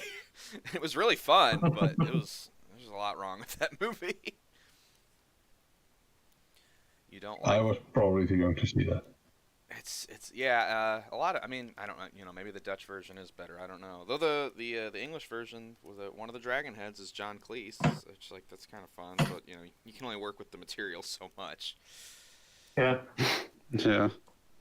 He was also in Swan Princess, which is not like a great movie. God, I remember when that came out too. Is that a Don Bluth one, or is that like a knockoff Don Bluth? I think it was. I think Bluth was part of it. Maybe I don't know. It might be a knockoff. I might be wrong. I don't believe he was director might have- on that. I believe that was Warner Brothers. That was a Warner Brothers one. Well, he did. I think you're right. It was either Warner Brothers or Fox. Well, he worked with both at points. I'm gonna look it up. This was before Bluth came to them, I believe. It would have been definitely before he came to Fox, because he would have still been. He had his own thing. He worked with Spielberg, which was Warner Brothers. Production company Nest Entertainment, The fuck is I that? still wanna distributed by see- New Line Cinema. Okay, New Line. Okay, I was like, who the fuck is Nest? Bluth I inspired. still want to see Titan AE. That's a fun movie. It is good. I've seen that. I can't remember fucking anything about it, but I remember loving it. It's a lot Remember of fun. when it was called Quest for the Titan? Was it called that? It was called that before, like pre-production. They were showing rough like animation shit from it, and it was called Quest for the Titan. And then it just they changed it later to Titan AE. Yeah, it's not like the best sci-fi movie ever, but it is fun. It moves quick, and there's neat. It was a neat and fairly well done 2D 3D hybrid as well. Some of those parts Yeah. look a little clunky now, but for the most part, it's pretty cool. I'd say it's easily on par with like Treasure Planet. Yes, definitely. Yeah. I would agree with that actually. If you That's like, if you like Treasure Planet, you'll like that shit. That's still Plus, one I of my don't- favorite Disney movies, Treasure Planet. That's one of my husband's favorites. I really like Treasure Planet parts of it, but then they get the really annoying robot character, and he's really annoying. Yeah, he is. Mandarin Dutch. It's like Jar Jar Binks. Is he? You He's should just watch annoying. Robot in the Family, Dave. If you like annoying robot characters, Dude, Robot. I do want to watch Robot in the Family. That movie looks insane. I want to watch that too. It looks so crazy. Robot in the Family? They're What? trying to get at me. Here we go. I'm gonna Ah, shock you them, did the Daddy. voice really well. Oh, It's just a Jewish guy that's I just know. talking nonstop for like 2 hours. It's Like so it's like a loud. Paul Rudd character in Animaniacs. That's a really weird choice for a sex robot. no, he's a robot that can find gold, like, but also he's a nanny. For some reason, He can yeah. find gold and be a nanny, but he also can like kill people. Yeah. And they gave him a Jewish accent. He's Yeah. a robot that finds gold. Are you kidding me? Oh, I didn't Yeah, even think about that. It Oh, sounds no. a lot like the character from Treasure Planet, like a Billy He's Crystal sort constantly of thing. trying to undermine the party throughout. No, I'm just kidding. No, he just kind of walks around and does random shit. I don't think he ever finds any golds. Like that movie's nuts. I don't know. Yeah, we'll have to watch it and find out. It is. Like, It is does he ever rub his hands together? What kind of movie is this? a movie made by madmen. I believe Mike Staclaza. Mike gave it my favorite description of a movie ever, which was he described it as it was like being on a roller coaster into my own grave. Which when he said that, I was like, that's the funniest sentence I've ever heard. They kept like 3 times. I think they mentioned like the robot is never not talking. The clips they show, it's just like a headache. I don't know. They must have had to have taken breaks because it looked like a nightmare. Oh my god. Yeah. Okay, Daddy, I'm gonna find the gold. Here we go. Yeah, he really does talk like that. Yeah, Dave, look up Red Letter Media's review of Robot in the Family. It's so fucking funny. I don't know where they It found might not this. show up because it was like a movie they watched instead because that Lord of the Ring Harry Yeah, Potter the Lord of the thing Rings movie didn't work. Wouldn't work. Yeah. No, if you look up Robot in the Family, I'm pretty sure that they're like the first So- result now. Let me get this straight. So they were trying to watch Lord of the Rings, Yeah, here it is. and their B-list choice, in case that didn't work, was Robot in the Family. No, it was like a knockoff Lord of the Rings Harry Potter movie, but it was a VHS tape, and it didn't work, so they just watched Robot in the Family, which they didn't know anything about, and it was one of the craziest films they've ever watched. Link in the chat if anybody wants to know what the fuck we're talking about. And it is worth watching, just even their review of it, because it's bizarre. It seems like... It's just like, it's one of those things you look at like Food Fight. You're just like, how and why was this made? Like, yeah, and why did they keep committing money to it? Like, surely someone early on realized this is not good.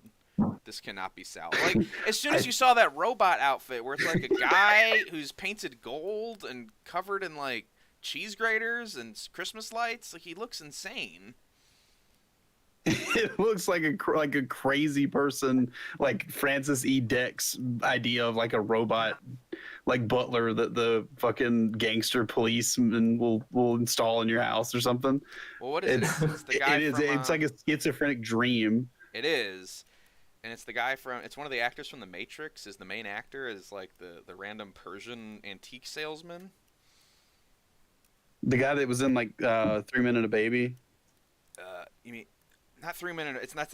No, it's not 3 Minute and a Baby. It's Baby's Day Out is what you're thinking of. Baby's Day Out. Yeah, you're right. Yeah. Because Plinkett does the review of that one.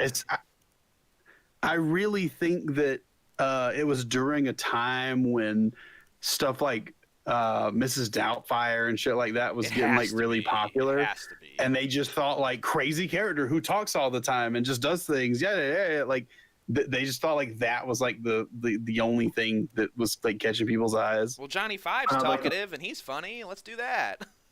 Put a The boardroom nightmare. mentality of like, hey, what if we took this successful ingredient and this successful ingredient and yeah, bada bing, bada boom. Do we have any passion or specific vision for anything? No, that stuff doesn't matter, right? Also, 4 people got injured inside the robot costume, so that's just like a funny detail. Did What? they? How? Yeah, I don't know, but apparently 4 people were hospitalized and they were all people that were the robot actors. Wait, like So that's where, hospitalized. so that's where What the Scott Dalton fuck? got the idea for the spring lock suit. The spring lock suit? It's Five Nights at Freddy's shit. Oh, okay. I don't know much about that. Yeah, this thing could be in Five Nights. Yeah, if this came out of like a hallway and tried to kill me in like a cutscene, I'd be scared. If it came out and tried to play chess with me, I'd be scared.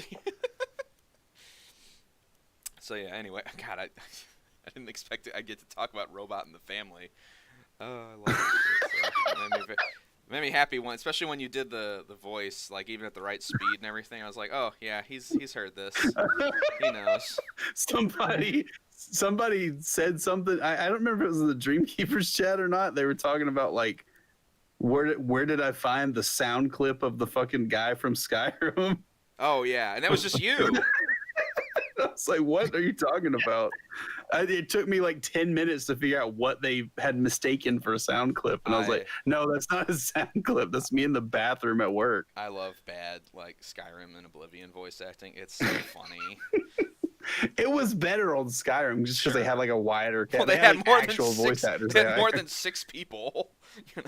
You know, doing Some of those people on Oblivion were actual voice actors, but they can only do so much. Many voices before it's like, I think I've heard you in the other town. Yeah, like all the Nord men and orcs all have the same exact voice. It was just like one guy. Yeah, they all just sound like that. That's good. It's the guy who plays the soldier in Shrek that's like collecting all the fucking whatever the fairy tale creatures. Oh, really? Is it? Lord Yeah. Farquaad?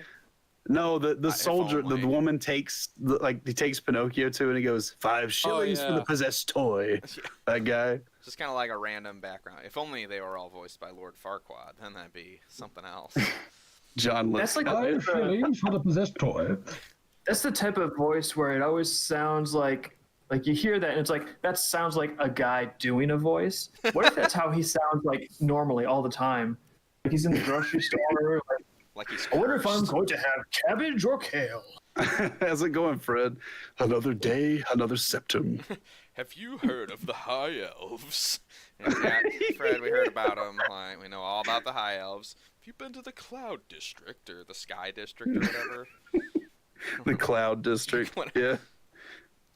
God, I love those videos of like people like doing the voices and the animations in real life of Skyrim and Oblivion. They get me Just, every like, time. running over chairs. Yeah, they're just, or they get up like on the chairs and they'll like spasm one of their legs out or something, and Yeah. Oh man, this week watching people buy every media story has made me feel like that's real life. that's real. bro. Yes, Oblivion's. Like I'm one of the few player characters in this real life isekai I've been whisked off to, but it's a shitty one. It's a Bethesda isekai. Dude, Where I'd everybody- watch an isekai that takes place in Oblivion. That'd be amazing. In Oblivion, everybody's What's an mashed isekai? up weird faces. Everybody looks like weird russet potatoes, and they're Everybody frowning looks all like the time. Ian Miles Chong. Yeah. They do. It's like, oh, did you get like hit a lot, or is it acne? Like, what happened? Did you do you that guy who killed that guy's dog? No. No, I don't know. No more. You're frightening me. Technically, he didn't kill anyone's dog. Technically, that was the police that killed the dog.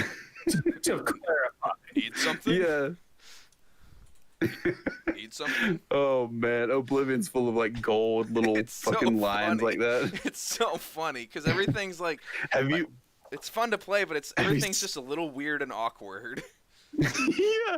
Have you seen the like YouTube poops people made out of Oblivion? That were No, on like Machinima for a while. maybe I've seen some. There's of them, one where but- there's like one where like a Nord guy's like chasing a guy out of a room with just his underwear on, and he goes, "Let's get to bashing butts as well as D's nuts."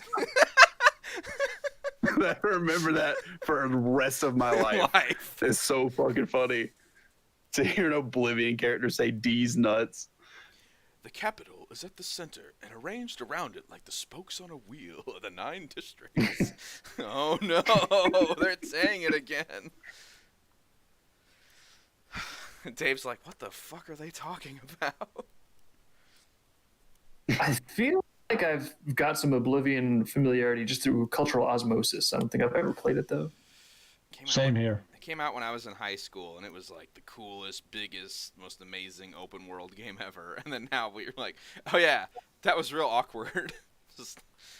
It's it's the one where it was still a great game. Yeah, oh yeah, like it was fun. it's just there's a lot to make fun of. Yeah. That was probably around the time when I was playing the GBA ports of Boomer shooters. So They had Doom on GBA. yeah, They have a. Did you say there's a game called Boomer Shooter? I feel like that'd be. Yeah, it's no, a Boomer it's shooters. That's where what you they shoot call the early shooters. Someone's been. Well, now I'm interested in a game called Boomer Shooters. I feel like that could be a fun game. Well, play the Build Engine trilogy. That's the holy trinity of Boomer shooters. If you travel, And Doom. Just I'm reading the comments. If you travel, then by the 9 divines, stay on the road. It's the danger you see. All delivered by one man who populated the whole world.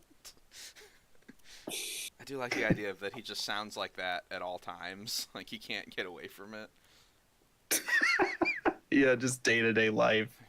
He's stuck in Oblivion mode. People are just like, why does he sound so strange? Something's off about Jim. Something. We had him over for a dinner There's party. something about Jim. We've had him over for a dinner party. We thought maybe he'd snap out of it, but no, that's just how he is. Something's wrong with him. It's just Jim. That's just how he is. It's little Jimmy boy for you. I mean, I'd love to meet that guy at like a convention and just be like, please, just say anything in the voice. I will laugh. Cause I'll know. You do the inflection, I'll know it, and I will pee right here on the floor. I said the "No more, you're frightening me" to this guy. I went to Anime Week in Atlanta one time, and this guy dressed up as like the little wood elf guy that follows you when you win the arena. Yeah. He ran up to me. He was like he ran up to like random people, and he would just say lines and see if people got it. And he ran up to me and he went, "Bayazura, Bayazura, Bayazura! It's the grand champion!" And I just looked down at him. He was like actually short. I looked down at him and I went, "No more, you're frightening me." As the first time I saw him break character, he just couldn't hold it, dude. Stop, criminal scum! There's so much. The glitches in that game were so great. Like you could put the gray fox cowl on. You know, the whole deal with that is like people forget who you are when you put it on. They think you're the gray fox, and you put that on. I forget I'd have it on. I'd run into town, and then I'd hear "stop" from like a mile away, and I'd see the guard running up on like you. Yeah, he's like running at me like the fucking Flash, and I oh shit, and I like hit escape, and I take the hood off, and he's still coming at me. I was like, shit, am I gonna have to like run from guards? And then he comes up to me after I take the mask off, and then zooms in like he's gonna have the conversation with me about paying fines or whatever, and he just goes, "Evening, citizen." Yeah, they'll just say, "Evening, citizen." Like he had to stop me in the dark with a torch and run to me just to ask me like how my evening was going. You could there were also That's like, how you know he cares. you could there were, or you'd catch people in like, and they say all cops are bad. You'd say like you catch people in cutscenes when they're supposed to be about to die, but you'd like manage to talk to them, and they'd suddenly like stand up from their death throes and be like, "I don't have time for you right now." Yeah, it would default to like another line of dialogue or something. Yeah. What do you want right now? I'm busy. And then you'd stop talking to them, and they'd immediately like go back to being on fire and die. And be like, "Oh, right." It was very entertaining. You elves are all the same. They never. I think there's a expansion for Skyrim where you go back to a part of Morrowind. Oh yeah. I can't remember what part it is, but it seems like it's Sothisil or something. But you go back to Morrowind, and I thought like for sure I was like they're gonna bring back like the raspy dark elves, like when they talk like that, you know, they're gonna bring that back. They didn't. They still all sound like Australians. Great. Like, wouldn't it make with the topog with like the sort of landscape that Morrowind was, like active volcanoes, like tropical sort of stuff in places, muddy, deserts and shit like that. Like, wouldn't it make more sense if you're gonna do something like that to make them South African? No, they're Australian. Yeah, Oh, good but day. they're Welcome Australian, to I Morrowind, guess. mate. I kind of Yeah. like the Australian angle, but then I want the sequel to be when it's invaded by Jamaicula. Jamaica. Yeah. They could have Jamaiculas. Jamaicula. They could put Jamaiculas in the next Elder Scrolls game. That'd be cool. And we can have a literally bar put whatever with you the want in there. Rasta magic. The what the man? There's always vampire quest lines. They just, and they get one Jamaican voice actor who plays all the vampires, and you're good. There's like a whole vampire expansion Yes, for Skyrim. there was. That was actually pretty cool, the Vampire Lord one. Yeah, it was pretty cool. I'd say it was better than the fucking main story they had in the game, because that shit is obviously not finished, by the way. Nobody cared about that main story. It kind of sucked. I wanted to care about it. It's like, you're literally trying to stop dragons. Like every other game, people talk about dragons. You never see them. In this game, they're like the focus of the fucking game. there, and it's cool. And then they just suck. Yeah, they're just like big things that sort of, After a while, they just Like, get annoying. You're like, oh, another one. you slap 'em goddamn it. around. Yeah, yeah, you just slap them around like pool toys. eventually. Like, at first they're threatening, but eventually it's like, oh, yeah, I just shoot them with arrows a lot, and then they're gone. Goodbye, Or you dragon. just scream at them. Yeah. Parthenax did nothing wrong. Which character is that? Oh, he's he's the the dragon. good dragon The that leader Charles of Martinet killed. Of the Greybeards or whatever. I don't know my Elder Scrolls lore too well. That was the He's only the- game I ever played, and I remember that. He was my favorite. He's the good dragon that talks to you, that That's right. He was the cool. He was Greybeards cool. protect. You could kill him though. Oh. Yeah, and Charles Martinet voiced him. The guy who voices Mario. I just shouted. I didn't want to kill him, so the I can't remember what the name of the faction was that wanted to kill him, but I just like shouted them off a mountain or whatever. Ah! Get off the mountain! I remember the Elder Scrolls thing I ended up liking the most was Shivering Isles for Oblivion. That was really that wasn't funny. That was so fucking cool. It's really cool and it's really funny, but not like in the usual Yeah. Oblivion. Oh, everything's awkward and strange and uncomfortable. It's like, oh, like they were trying to make it funny and it worked. That was a good one with God, what's the guy's name? Sheogorath. Sheogorath, yeah. And then he only had like a bit. He was like in one side quest in Skyrim. I was like, oh, I liked him. Yeah, it's crazy. It's crazy, like how in the midst of all that silliness that's in every one of those like Morrowind, Oblivion, Skyrim, like the Elder Scrolls games that came after Daggerfall, there's like this really like philosophical shit that like sticks with you. Like Billy was saying in the chat, like what that Parthenax asked you at one point in the game, what is better, to be born good or to overcome your evil nature through effort? Ooh, fun. It's Yeah. like, No, that's good stuff like, in whoa, there. what?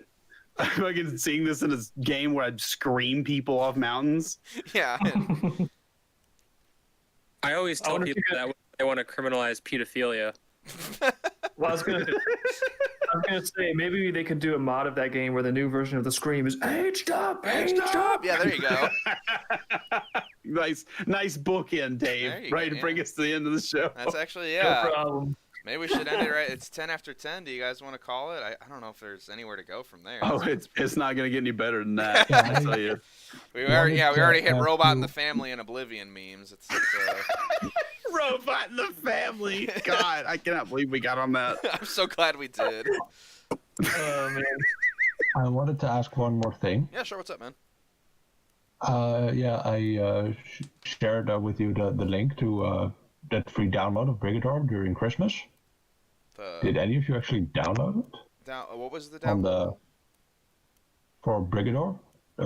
Go gave it away for a few days. Oh, good old game. Well, I don't do Okay. PC games, so I would not have gotten that.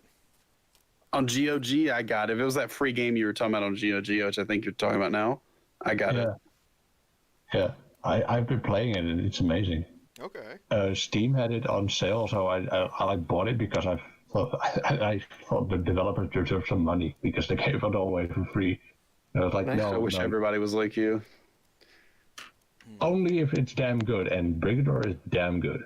Okay. I haven't really played it yet. I wanted to get. I almost bought a Switch because somebody was selling it with Animal Crossing. But the thing that made me not get it was I have Cyberpunk and I have Death Stranding that I haven't barely really even played because I just don't have fucking time to play them. I've got to I get back want to into play that Brigadier game. Get back into what? Boogie Island. Monkey Island. I'm trying to increase my games repertoire. So Liz was like, Dave, we're going to get you playing some video games. That was That's a good one to go in on. Sure. Yeah. But I haven't touched it in a few years, but I feel like I'm going to get back into it at some point. Cool. People like to hear about that stuff. Yeah. I watched Brigador. Was multiplayer. Oh, I wish Brigador. What's the name of the game? Oh, Brigador. All right, there you go. He says it's good. All right, well, like I said, I think we found the high deluxe point. version even comes with an audiobook. Oh, damn. A really damn good audiobook by Buckmaster. Who? A famous military sci-fi author. Oh, all right. Well, there you go. High accolades there. All right. Well, do you guys want to wrap it there then? I think that is mission success for Snake Pit on January 9th. I think so too. Acquire Brigador. Play Brigador. Excellent. I'll be back tomorrow for live streaming Shots with Comics. So if you need more of me, you can get that. None of these other jokers will be there, so who cares? But So long, Jamaica. This has been the Jamaica show, everybody. it has been. We'll be back next week, man. I will now return to my sleep using the Rasta magic of the calming ganja. That sounds really nice, actually. All right, I'll see you guys next week. Bye, everybody. Good night, folks.